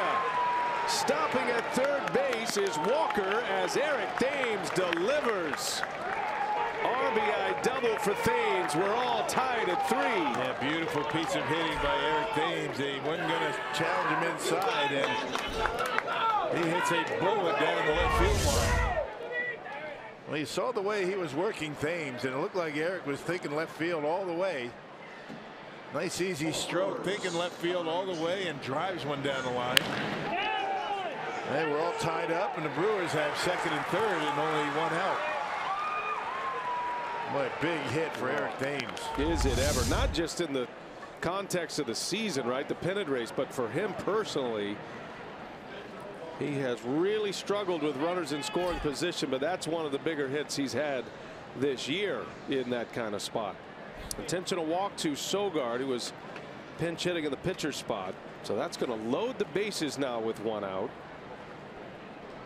And you think about the only out in this inning, and you know it's Barry that gets caught stealing. When you figure you put him in and he steals a base, you figure it's no doubt he's going to be able to steal it. That's the biggest surprise of the inning. You know, Barry getting caught at second base. The only out so far. Stephen Vogt is going to pinch hit. That is 4 consecutive pinch hitters. Left-handed batters for Craig Counsell. And that's the beauty of what he's been able to do here. I mean, there's so much flexibility. And give him credit. He's had 2 different lineups depend on who the starting pitcher is. So what that means, you've got guys who are getting regular playing time. Vogt's been in there often here recently. There have been a ton of lefties that the Brewers have seen. Excuse me, a ton of right-handers in this stretch as well. So that starts the last 2. Here he is in a big spot. Bases loaded. Brewers trying to take the lead in the 7th.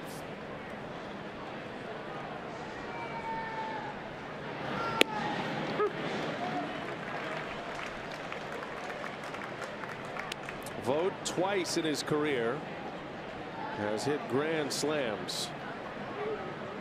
He narrowly missed one in his first at bat as a Brewer. He almost hit one out in Cincinnati. And Vogt takes a ball down and away.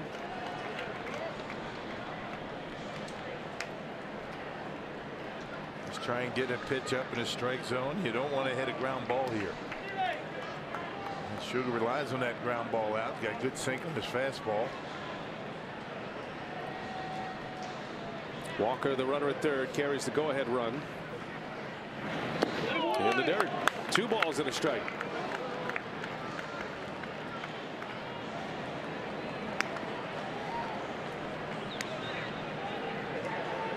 Brewers get a run in on a Thames double down the line.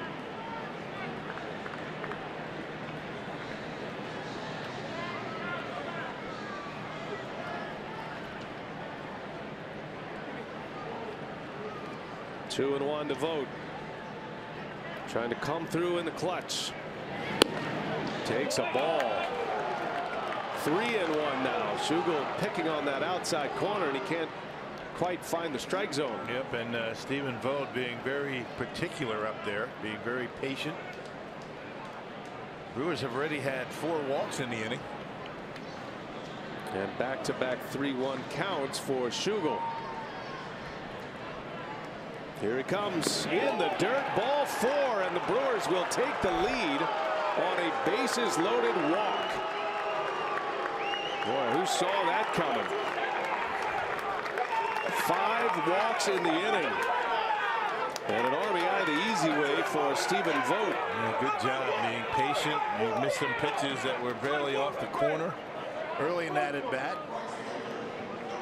Schugel throwing a lot of off-speed stuff in this inning.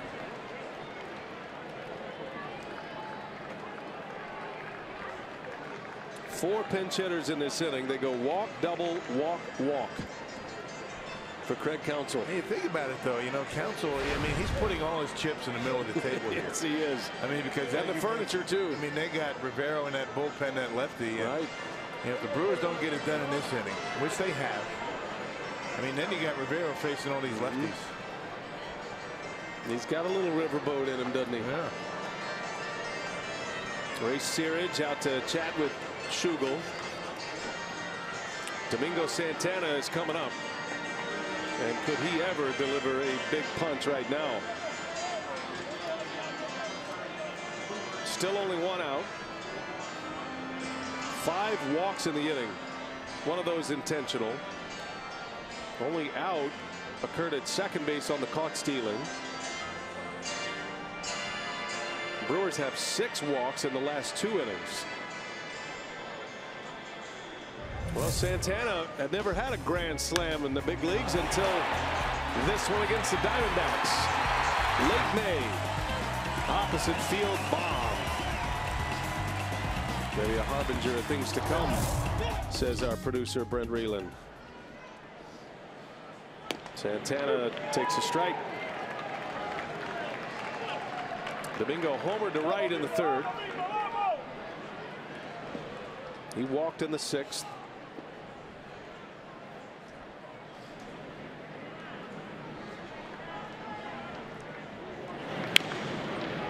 And it's 0-2. On the flip side, you know Schugel, you get a visit from your pitching coach, but he's a ground ball guy. He's a double play specialist, so he's got a chance to get out of this. That's why everything that he's been throwing has been down in the strike zone. The Brewers have not bit. And they were balls.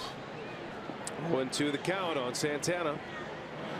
And down he goes. Went upstairs that time. Domingo strikes out. That's a big out for Schugel. Base is still loaded. Now 2 men are gone. And here comes Ryan Braun.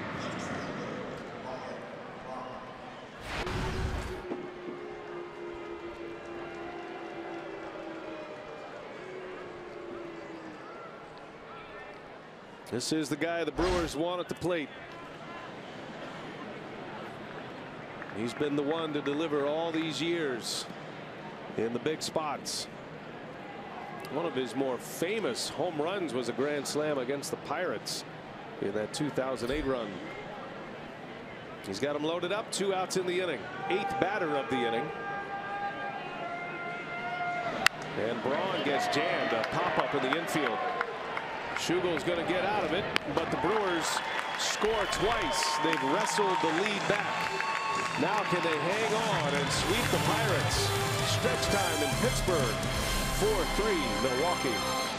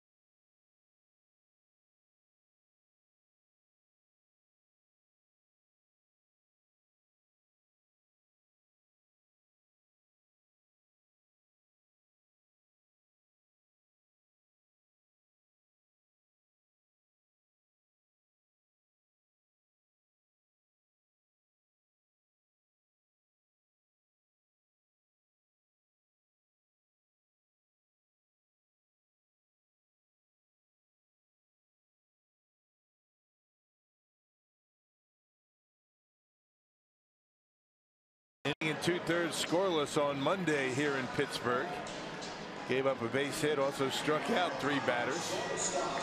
Hader has not allowed a run in each of his last 5 outings.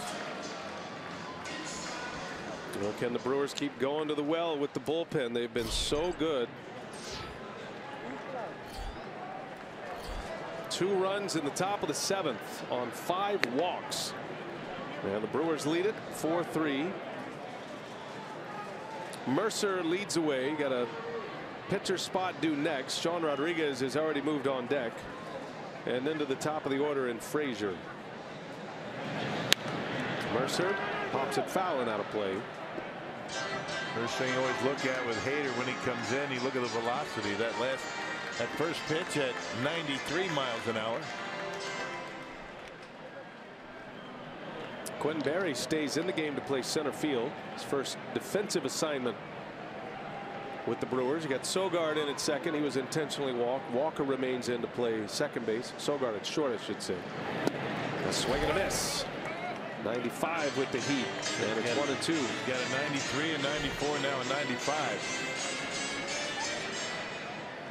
He's been much better at maintaining his velocity as the season's gone on. The more he works.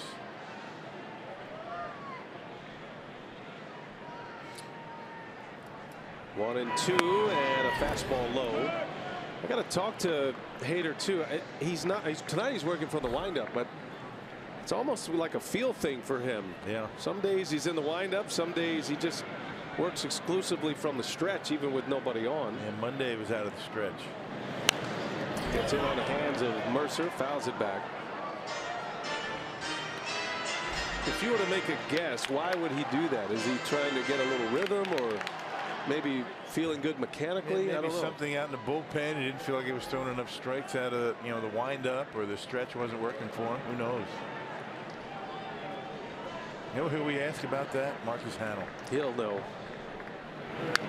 You really don't want to bother Josh about that right now. It's good protocol to leave him alone, you mean? Leave him alone. Well, he's going well. It's a good lesson. See, I'd have walked right up to him and asked him. He'd have answered you. Kind of bad karma. I'm with you. I get it. See, that's why we lean on you for that kind of valuable protocol. 2-2. Hader deals it. Mercer lines it. Quentin Berry makes the play for the out. The ball will find you. Let's check in with Sophia. She's got more on Josh Hader. She talks to him every day. We do talk to Josh Hader almost every day, but we also spoke with bullpen coach Lee Tunnell yesterday, and I asked him where he thought Hader had made just the biggest step forward and the biggest adjustment. And he said really he feels that it's been the adjustment that he's made with Derek Johnson on just his pregame routines in terms of getting ready every day. And he said the biggest thing for Hader, especially because he's in the new role coming out of the bullpen versus being a starter, he said is just not to be afraid of how you feel. So DJ has adjusted kind of his throwing program so that earlier in the day he can get a better feel for how his arm feeling, how his body is feeling.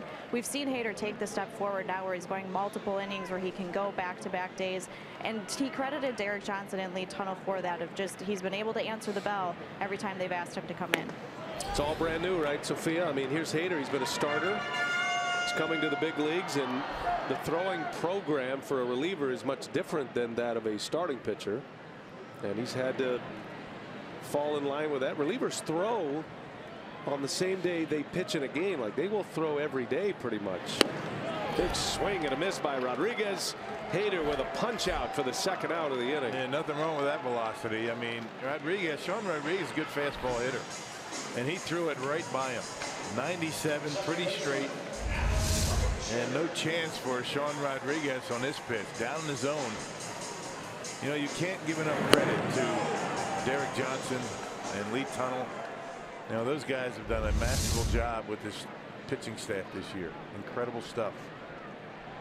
And a lot of talent to work with. They'll be the first to tell you. So the batter is Frazier, the lefty. Took a good rip there at Hader. The angle in which Hader throws from a left-handed hitter's perspective, it's got to feel like it's coming from behind you. Mm-hmm. And that high 3/4, he slings it from behind his back. Stands on the first base side of the rubber. And that's in there. That's a breaking ball and a beauty by Hader. He starts mixing that one in. Look out. Yeah, he's throwing a few more of them lately. Picks his spots. 0-2 to Frazier. 2 outs in the 7th. Brewers lead. And Hader with another spinner. This time Frazier takes a ball.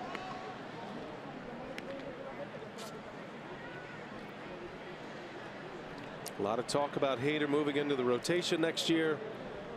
He's been so good out of the bullpen this year in his first year in the big leagues. Straightens him up with a fastball. Tough call for the Brewers. He's been so valuable working out of the bullpen.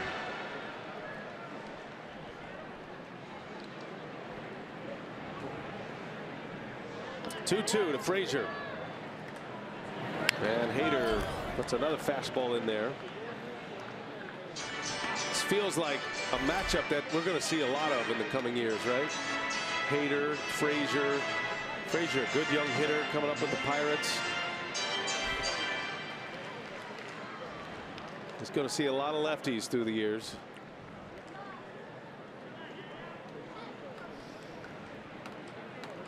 See what he does. 2-2 count. And a breaking ball fouls it away. That one hung right up there, but Frazier was falling away. Close enough to get a swing. Early in the season, he would never do that. 3-2 slider.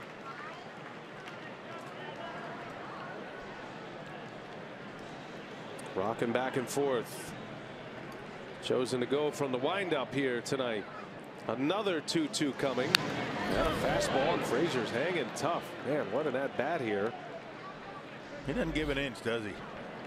He keeps that front shoulder closed, and he just dares you to come on inside. Hader's giving him his best stuff, too. He can't get the swing and miss.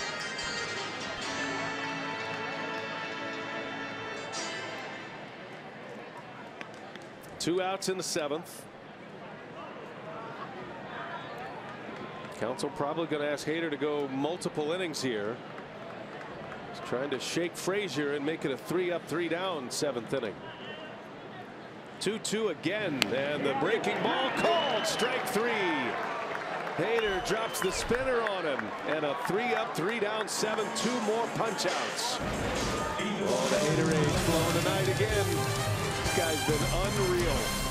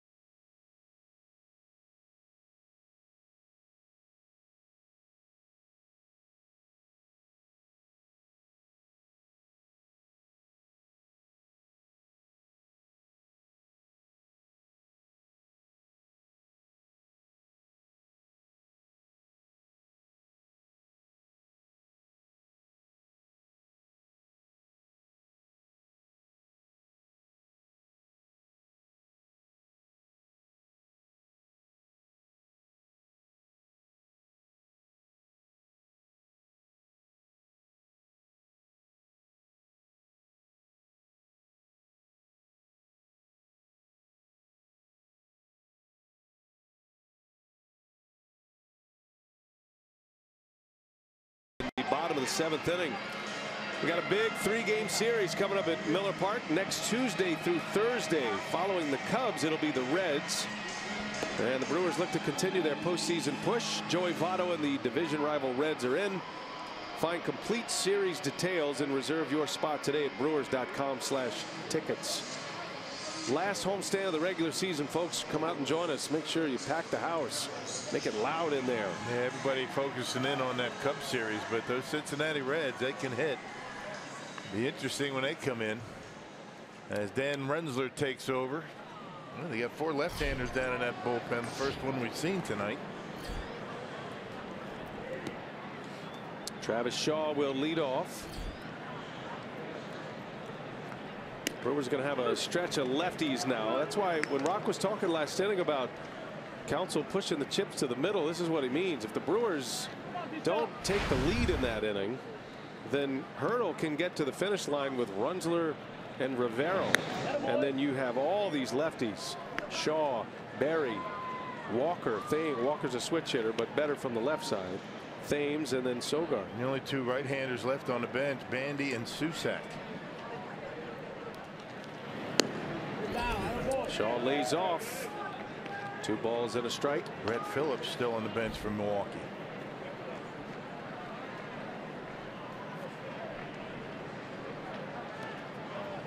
Two and 1 to Travis. Count evens now. Brewers brought 8 men to the plate in the 7th. 5 walks in the inning, 1 of those intentional. Thames had the big hit. Tied the game with a double. And then Vogt walked with the bases loaded to bring in the go-ahead run.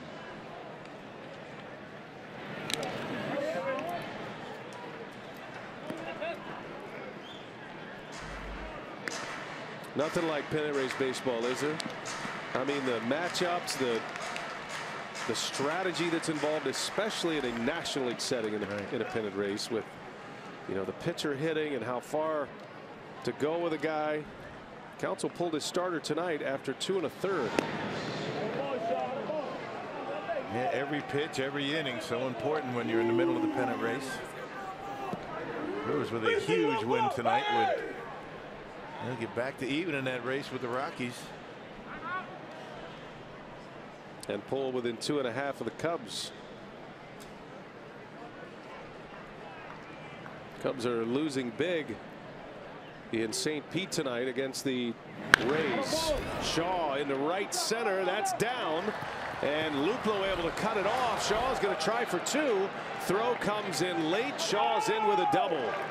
Lefty on lefty matchup, and Shaw delivers. Yeah, talking about, you know, we were talking about Frazier keeping that front shoulder closed against lefties. And Travis Shaw does a good job of that as well. Lefty versus lefty. Watch the front shoulder, doesn't budge. Able to get that pitch that was up out over the plate and hook it out there in the right field. Yeah, good start to the 8th. Get some insurance here.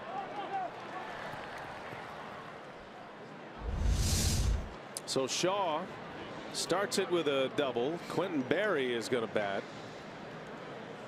Berry pinch running, getting thrown out at second, stays in the game to play center field, and now his first at bat as a Brewer.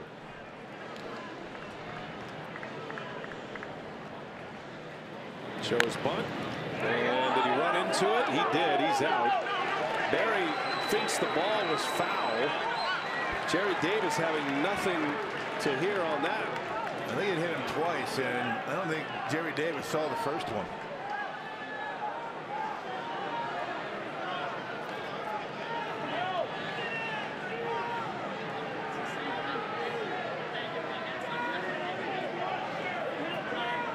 Jerry Davis not budging, and Berry's going to be out.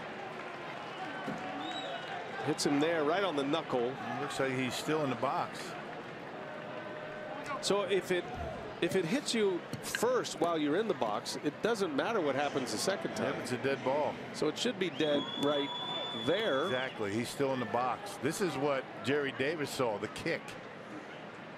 And that's a tough call in a spot like this. And he got it wrong. It hit him twice. You can hear or at least see what Counsell's hope was, that he would at least ask for help. And that one's going to go against the Brewers. Pitching change here for the Pirates. 1 out in the inning. Shaw at second. set up the new reliever when we continue. Hudson.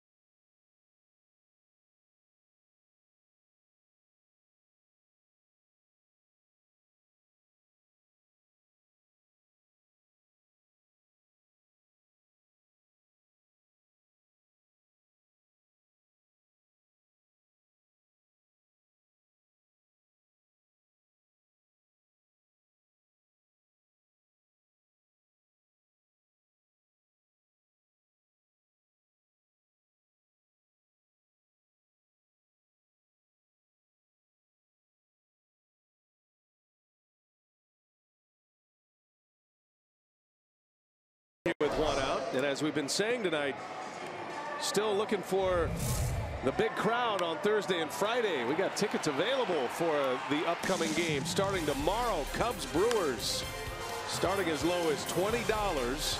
Visit brewers.com right now. Reserve your spot. Got to make sure you pack the park.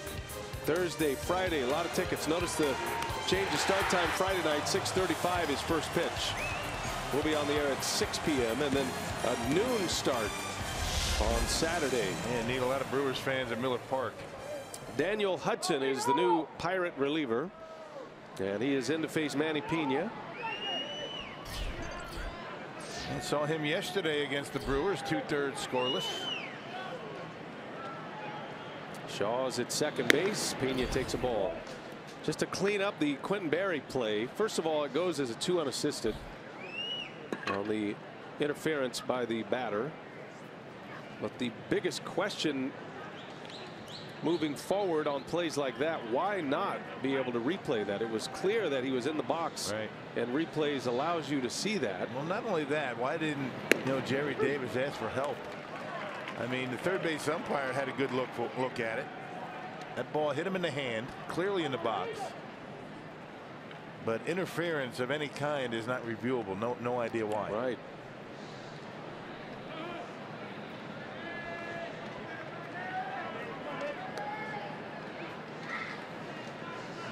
Hudson facing Pena.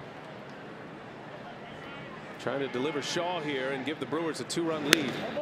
Up and away. 98 with a fastball from Daniel Hudson.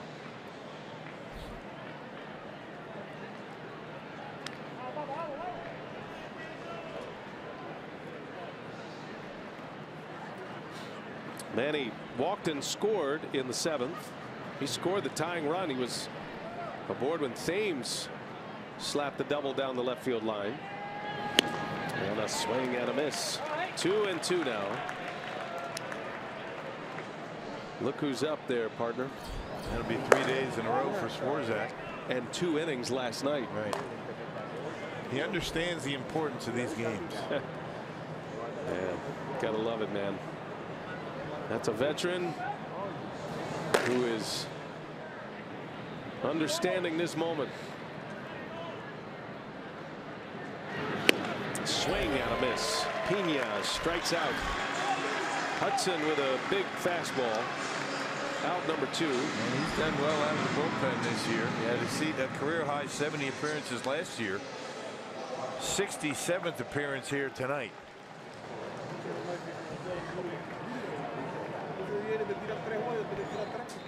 So 2 men are out. And Neil Walker's coming up. Shaw with a lead double, still at second base. Walker pinch hit in the 7th inning, last inning, and walked.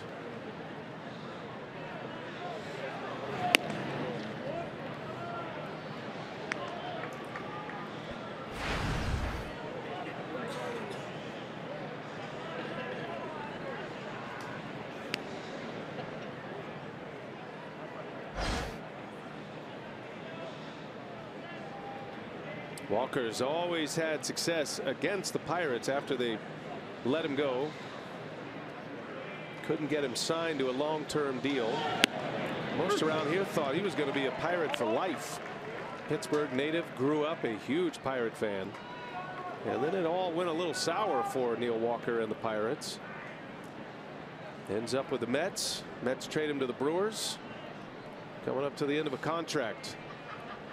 He's been a big hit in Milwaukee.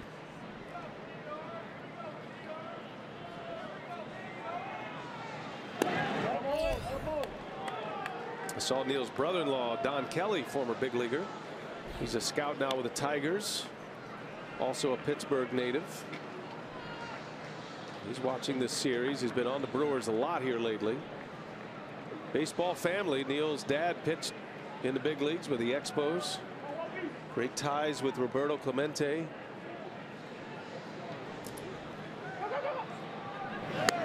Big swing and a miss. 98 with a fastball. Hudson's bringing it. Yeah, tough to get on top of that pitch at 98. Guys are rearing back, letting them fly, aren't they?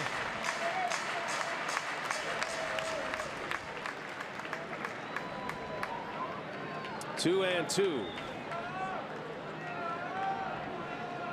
Pirates will have Marte, McCutchen, and Bell coming up. Their best three hitters in the bottom of the eighth. And a swing and a miss. Walker strikes out.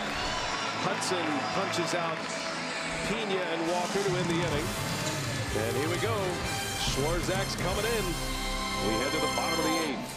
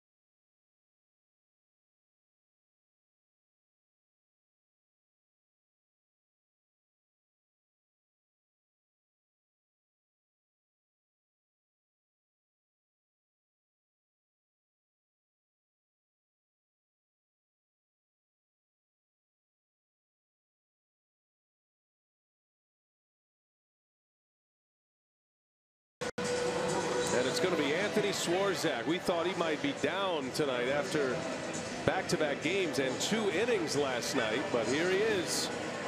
Huge pickup for the Brewers. He's been fantastic out of the bullpen, setting up for Knebel, and he's got the 8th, and Rocky's got the muscle of the order coming up. And no kidding, 2 scoreless innings last night. He's been unscored upon his last 8 outings. The last time Swarzak pitched 3 days in a row was back in August, 3rd, 4th, and 5th. Looking to do it here tonight after, as you mentioned, throwing 2 innings in last night's game. Brett Phillips will enter the game in center field. So Barry is out, and Phillips, with that strong throwing arm, is in there. Swarzak facing Marte to start the inning. Brewers took the lead with 2 runs in the 7th. Had an early lead, wiped out by the Pirates' 3-run 3rd inning.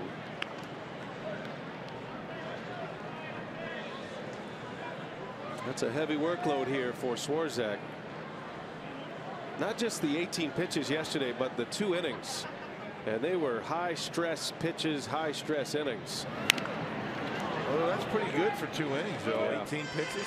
He only gave up the 1 infield hit. That was right off the top of the plate, remember. I know the last 2 outs of his 2nd inning, he got outs on first pitches. The Marte and McCutchen last night in the 8th.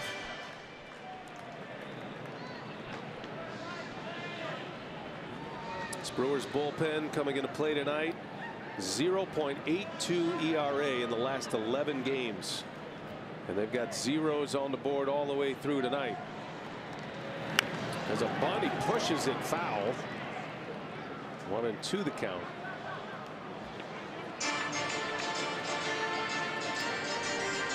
Counsell was hoping this would not be a bullpen by committee day. He had a starter from the minor leagues making the start tonight in Wilkerson. But the Pirates scored 3 runs in the 3rd inning. Marte had a key hit that knocked him out, Wilkerson, and then the bullpen has been heavily used again tonight. 6th reliever in the game. 1-2 pitch. Out.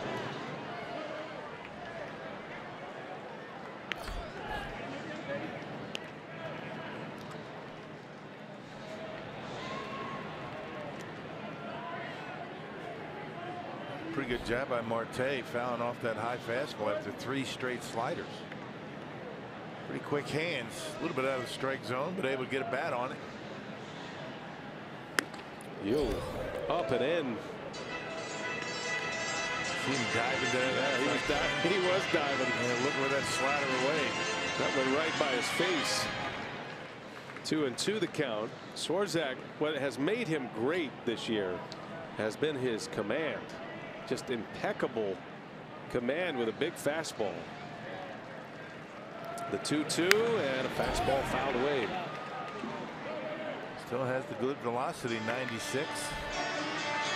So 3 days in a row really hasn't affected that so far. Brewers don't have all these household names in their bullpen, but they've got as good of a bullpen as there is going right now. Right. I know the Nationals get a lot of praise for their pen. Rightly so. They've been terrific since the trades. But you'd be hard pressed to beat the numbers that this group has put together. That's a shot off of Swarzak. He knocks it down and gets the out. And now let's check on him, see if he's all right. Swarzak saying it got his glove. He's all right. Stay in the dugout. Like Craig Counsell was ready to bounce out of the dugout and check on him, but he got the glove. Got the glove up, knocked it down, and Manny Pena is going to go out there just to calm him down, give him a breather. That's got to be an elevated heartbeat. That was right at him. Brewers are going to just give him a minute anyway. Counsell's out with the athletic trainer Dan Wright. Whew, watch this one. And a slider up. Goodness, man. Knocks it down and is able to go get it and throw him out. Oh, yeah, he did. Right at the end of the glove. That was coming right for his head. So 1 out. Scary out, but an out nonetheless. And here is McCutchen now. Brewers won a 1-0 game last night, clinging to a 1-run lead tonight again. Slider misses.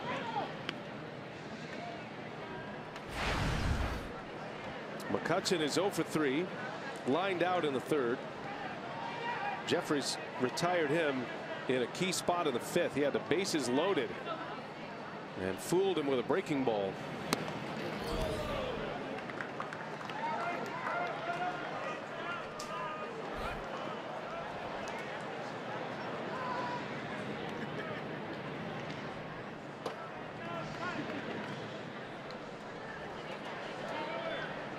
Swarzak pitching on 3 straight days for the first time since early August.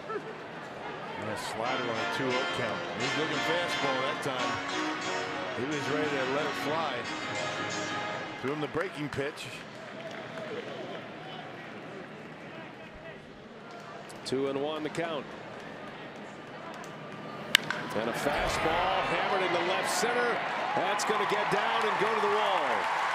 McCutchen on his way to second. He'll stop there with a double. A ringing double into the gap. And the Pirates have the tying run at second base. Who said that bat slowing down? Yeah, no, not on that one. That was a bullet. Actually, fastball pretty much down the middle of the plate. And he gives it a ride. Good thing he didn't elevate that pitch. And that would have certainly been a home run. Squared it up, and now the tying run at second base. And Josh Bell coming up. The biggest difference in Swarzak's effort here tonight compared to the last time he pitched 3 straight days, the only time as a Brewer he's done it. That middle game, he only pitched a third of an inning back in August. Went 2 innings yesterday.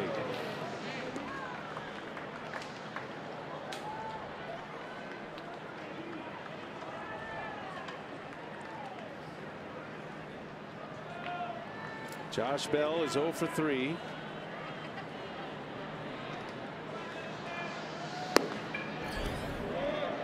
Two 2-0 the count on Bell. Corey Knebel begins to get ready. And he's getting ready quickly. Counsell has used him in multiple innings before. Wouldn't hesitate to do it tonight.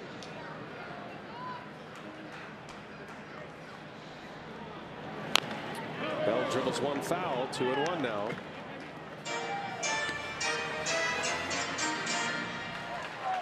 Brewer pitching shut out the Pirates hitters for 20 straight innings until they scored 3 in the third.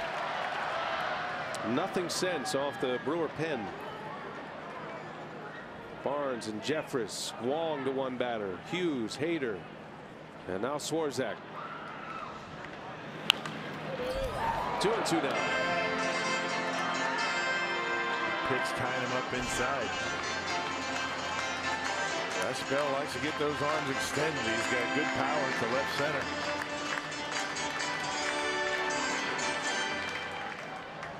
Got David Freese due next. Swarzak digging down deep, trying to get Bell. Could be his last hitter.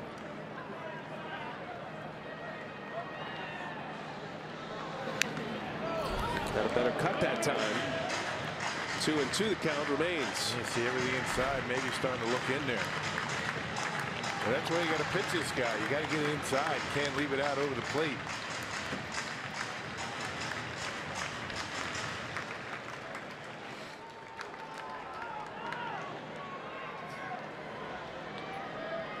First out was a shot back to the mound by Marte. McCutchen squares one up for a double.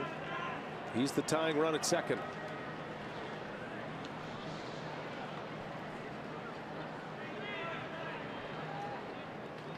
2-2 to Bell.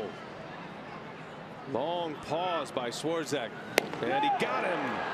Strikes him out with a slider upstairs, and out number 2 is a punch out for Swarzak. Yeah, wasn't that big sweeping slider, and what it was, more of a cutter almost, 90 miles an hour. Had him out in front just enough to get him off the baseball. There it is, up in his zone. Dangerous pitch. Man, is it ever. To that guy. You can see the reaction of Bell. Thought he should have barreled it up. Pena's out to give him a breather. Counsell is deliberating here whether he's going to bring Knebel in to try to get the last 4 outs. And I think he's buying a little time here for Knebel. Counsell's on the steps. Here he comes. Another pitching change is coming. With the tying run at second, Counsell's going to bring on his all-star closer here.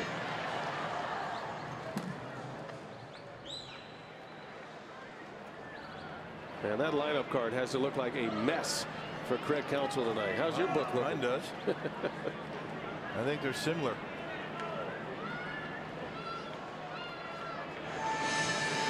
Well, we got a double switch coming. We'll set it all up. 4 outs to get. Counsell's going with his all-star closer, Corey Knebel.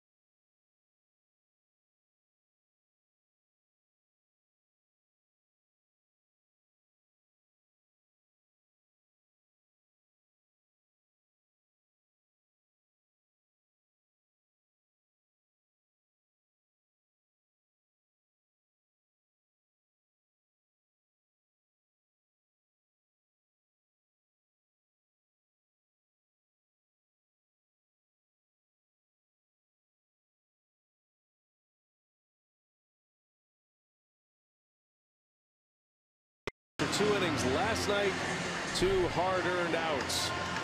As a runner at second base, his responsibility. The double switch is going to be the battery. New catcher is Jet Bandy. And put him in the leadoff spot. He's going to bat third in the 9th inning. And Corey Knebel will insert him into Pena's spot. Pena struck out last inning. And so Knebel comes on to try to get the last out of the 8th and then finish the 9th. Boy, what a ball game tonight. Yeah, they've all been great. And give Clint Hurdle and the Pirates credit too. I mean, they're grinding this thing out as if they were in a pennant race. Lots of maneuvering going on with the managers. David Freese at the plate. Knebel is on with McCutchen at second. And Knebel lands that curveball for strike 1. Knebel yesterday threw 10 pitches, all of them for strikes, and a 3-up 3-down save. They converted 21 in a row. This is his 8th game where he has attempted to get the final 4 outs of the game. A little slow roller. Knebel's over. Got time. Throw to first. He throws it away. And scoring the tying run is McCutchen. Yeah, that hurts. Ouch. Well, he had him. He makes a good throw. He's got David Freese. Freese does not run well.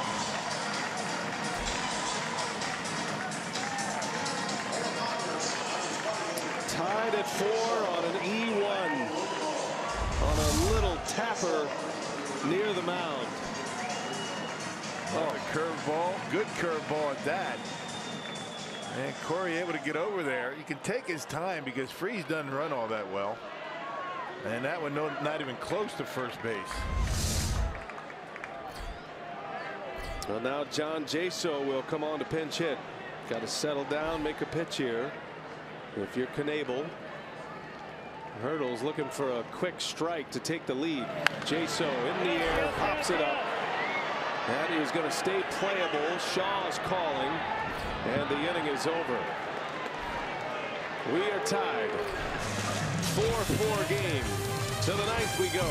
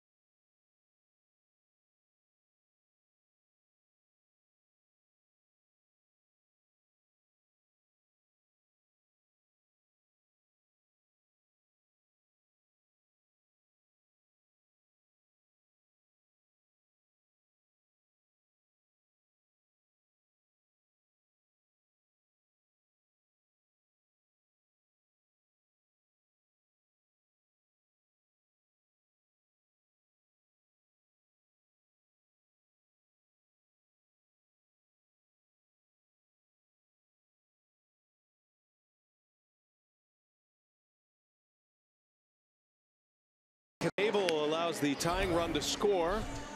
Eric Thames is going to lead off here as we head to the 9th in a 4-4 game. Don't forget, tomorrow Jake Arrieta is coming back for the Cubs. Been out with a hamstring injury since early September, and he'll pitch against Zach Davies. Miller Lite, what's on tap? We're on the air at 6:30. First pitch at 7:10. And the Cubs have lost tonight in St. Pete. Brewers have a chance to get within 2.5 of the Cubs if they can pull this one out. Don't forget, good tickets available tomorrow. Gobble them up. Go to Brewers.com. Yeah, all weekend. Got to get out and support the team. Boy, now the tables have turned here, Rock. I mean, you're going to get deep into the strategy. Hurdle's going to leave Jaso in to play right, but he's got his hammer in the game in a 4-4 game with all of these left-handers coming up. The bottom of the order just riddled with lefties, and Rivera is going to face 2 of them right away. This guy's been money. 18 for 19 in save opportunities and a 154 earned run average. Game number 69. Brewers got to dust themselves off, try to bounce back here. Thames in the air to center field. It's a mile high. Slicing out to Marte, and that is out number 1.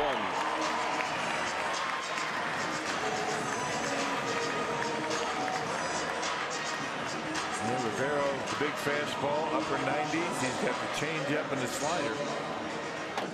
Yeah, Thames jumping on the first pitch fastball. I don't blame him.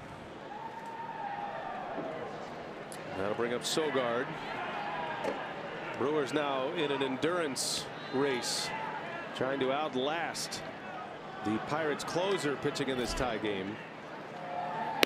And the Brewers using all of their best relievers at this point. They've been emptying it out since the 3rd inning.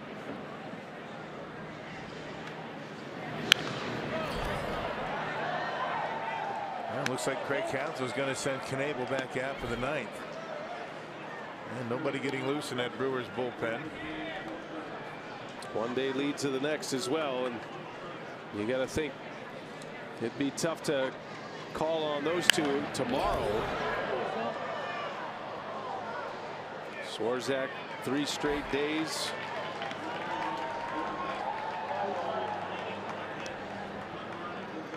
Well, Corey did get the out to get out of the inning. Minimal pitches as well. Really made a good pitch on Freese, but Freese able to get a bat on it.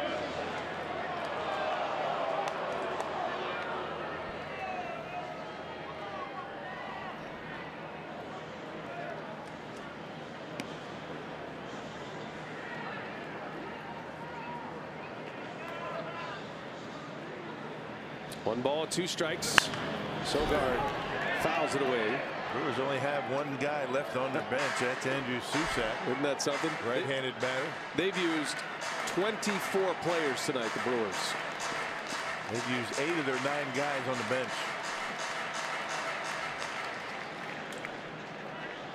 8 pitchers. 24 total players used in a tie game now. Sogard to left field, a base hit. That's a big one. Go ahead run is on. Lefty on lefty. Sogard comes through. And now you got some right-handers coming up. Yeah, Bandy came in on the double switch. He'll bat for the first time. You got Santana due next. And watch the way Sogard hangs right in there. 99 miles an hour, and he's able to get on top of it. Line it into left. That's just a nice piece of hitting by Eric Sogard. Jet Bandy. His ABs have been few and far between. Got sent back to AAA, came back up, and then he fractured a rib. What a spot he's in right now. Started the year in the big leagues with the Brewers. Had a good run early in the season. They've been waiting for a spot like this the entire month of September. Playing in just his 57th game as a Brewer. Bandy out front. Just nasty right there.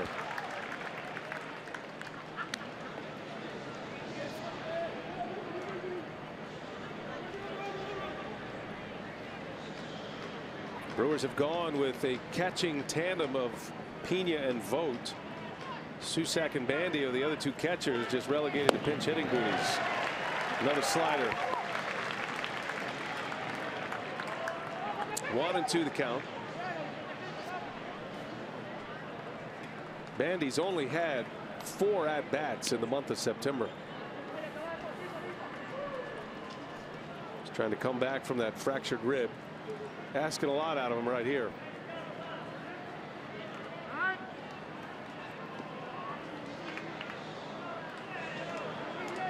Sogard carries the go-ahead run. Bandy does have big pop. If he can find a mistake here from Rivero. And down he goes. 2 outs. First strikeout for Rivero. And here comes Santana now. Got a great changeup. I mean, one of the best in the business. And there it is right there. Changeup at 90. Yeah. To go along with an upper 90s fastball.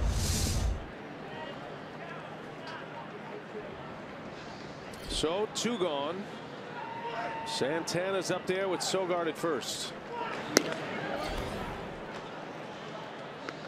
Santana certainly a hitter who can handle the high velocity. He's one of the best the Brewers have with the big fastballs. He's already homered tonight. Launched one out to right field and third.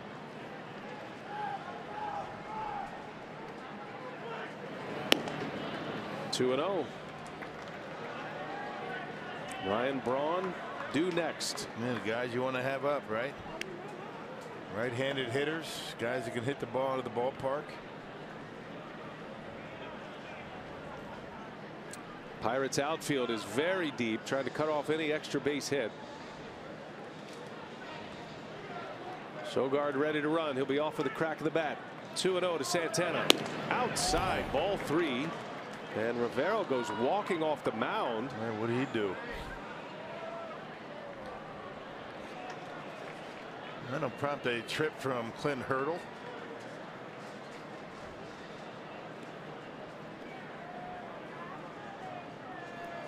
Pirates athletic trainer beats him there. And now wondering if this looks like, well, the way he's motioning there is that he rolled his ankle. Let's see if we can pick it up. Yeah, right there, that little tweak of the right ankle as he landed. Yeah.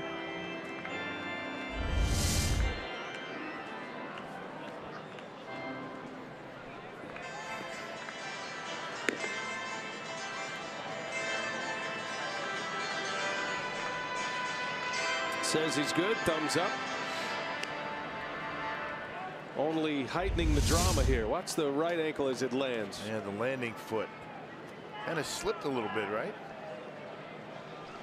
A better shot from center field, but it was just like a little roll, not a big one, but enough to have him falling off the mound. All right, he's going to stay. 3-0. You give him a green light? Oh yeah.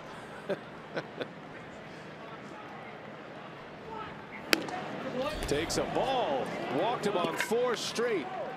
And now the Brewers have the go-ahead run in scoring position.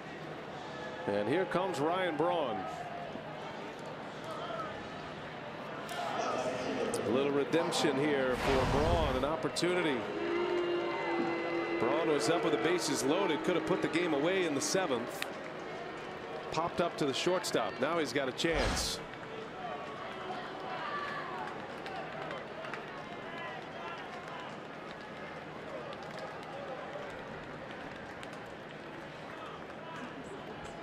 What a setup. I mean, this is some kind of game tonight. Yeah.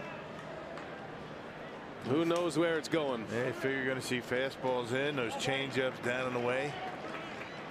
Pirates have been working Ryan with the fastball inside tonight. Only hit with a runner in scoring position was Thames' double that tied the game in the 7th.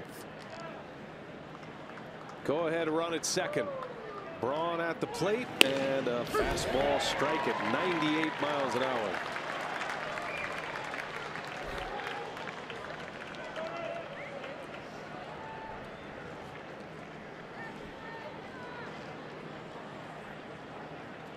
It's one of the best closers going right now. Not a name a lot of folks know because they're out of the race, but this guy has been electric for the Pirates. Yep, fastball changeup, both pitches away. He is riding one of those fastballs away that is on the play. He might rip one into the gap out there in right center.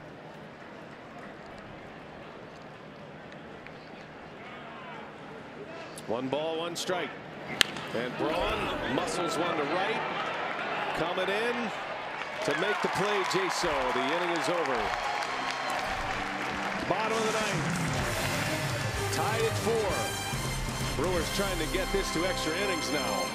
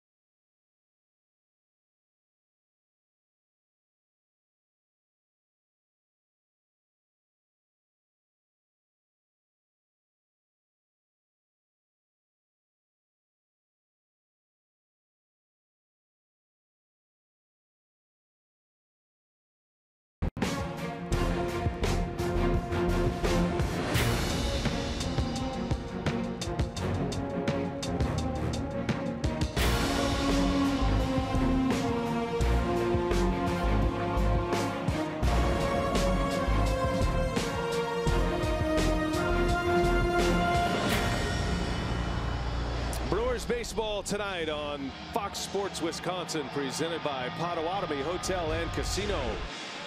To the bottom of the ninth inning. This one's had just about everything you could want and everything you could not want.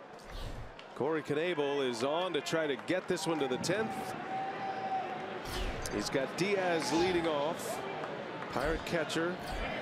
And he takes the first pitch high for a ball. A Knebel throwing error in the 8th inning on a little tapper by David Freese, resulting in the tying run scoring.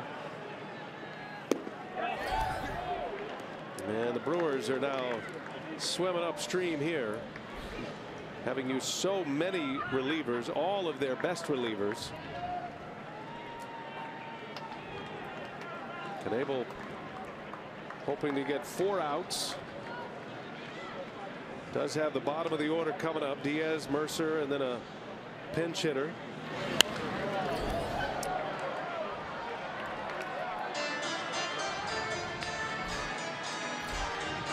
Cubs lost tonight.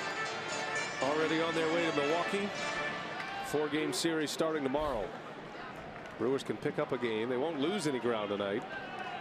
But a win, they would join the Rockies with identical records in the second wild card spot. And they'd get within 2.5 of the Cubs. 3 in the loss column. Yeah, at this point in the season, you got to take advantage of every opportunity, particularly when both teams lose.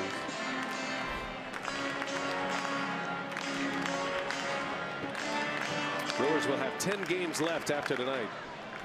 It's a lot of ground to make up, but they've got the head-to-head with the Cubs coming up.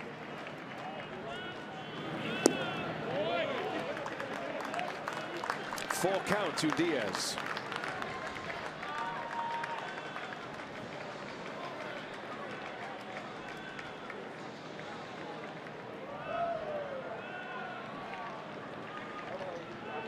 Lead man here in the 9th.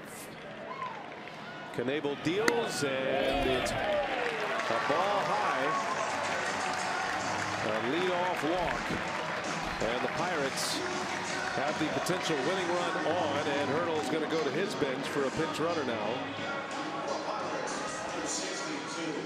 That's going to be Max Moroff to pinch run. Well, the second walk issued by Brewers pitching tonight. Or I should say third walk. Knebel will walk a few hitters. His strikeout ability is what allows him to get through some of these jams.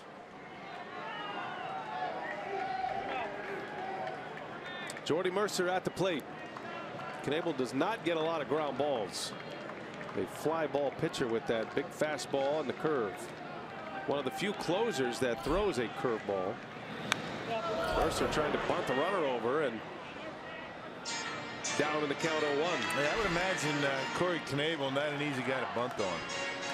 You know, that big fastball, the sweeping curve.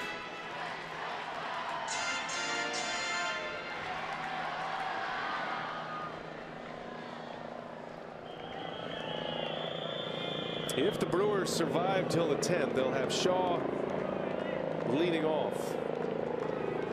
Shaw, Phillips, and then the pitcher spot coming up. Susac would be the hitter. I'm guessing he's the only one left, isn't he? Yes, he is. So Shaw, Phillips, and Susac. Unless they brought up a couple of guys I wasn't aware of. They might have. They may need you to get an at bat. Mercer squares early.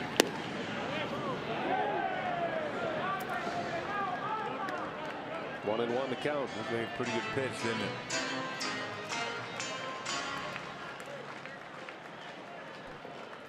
Brewers winning the first two games of the series, trying to sweep the Pirates after getting swept last time here.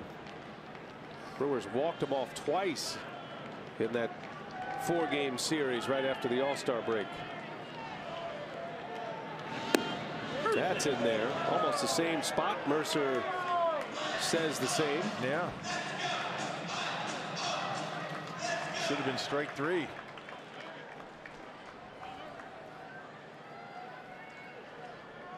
One and two the count. See if Mercer's bunting with 2 strikes. Unlikely.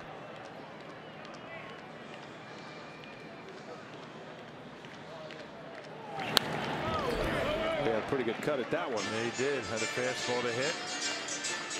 Anytime you get those big fastballs down in the zone, much easier to get around on those as opposed to those ones around the belt. And Shaw's still even with the bag. Moroff. Fast runner. Bandy's got a great throwing arm behind the plate. Strike him out, throw him out possibility. If he goes, we'll see. 1 and 2 the count. Long pause, Knebel.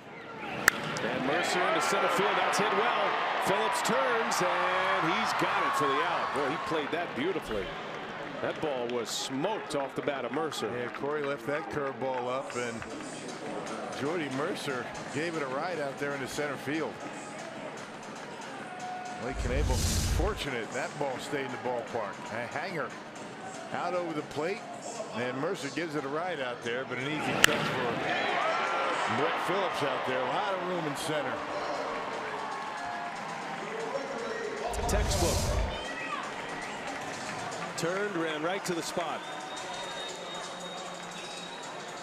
That's a rookie out there. One of the best defensive outfielders in the game. Gregory Polanco will pinch hit here in the 9th inning.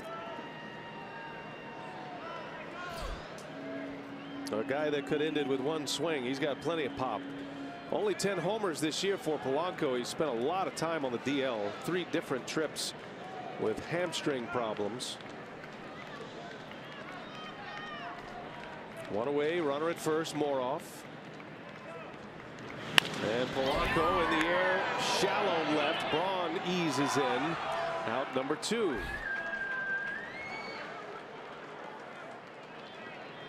Top of the order now. Knebel an out away from sending this one to extra innings.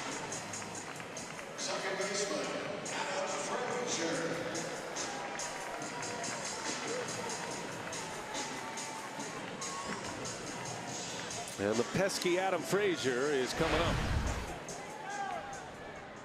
Yeah, we've seen this guy turn on fastballs in this series. Frazier hit one off the Clemente wall in the third inning, a 2 RBI triple. Had an 8-pitch battle in the 7th inning with Josh Hader. Hader struck him out to end the inning. And Frazier's double came on a fastball from Wilkerson at about 91. A little different fastball he's going to be seeing here.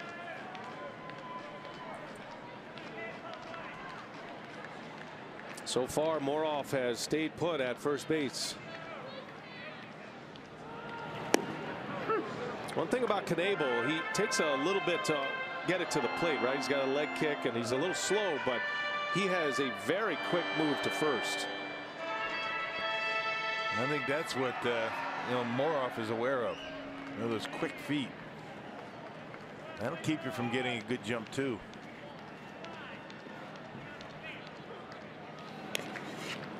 That's the show me toss over to first base, just to let him know he's aware.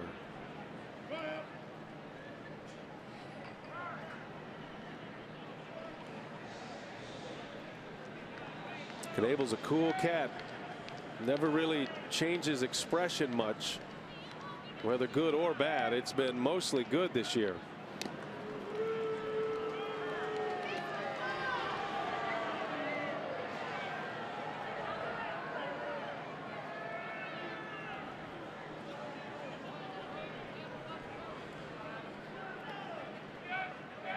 Ball and a strike. Adam Frazier. 1 out of 4 tonight. Inning started with a walk. And that ball's hit deep to right. That is up, and that one is gone, and the game is over. The Pirates walk off the Brewers tonight. That one stings.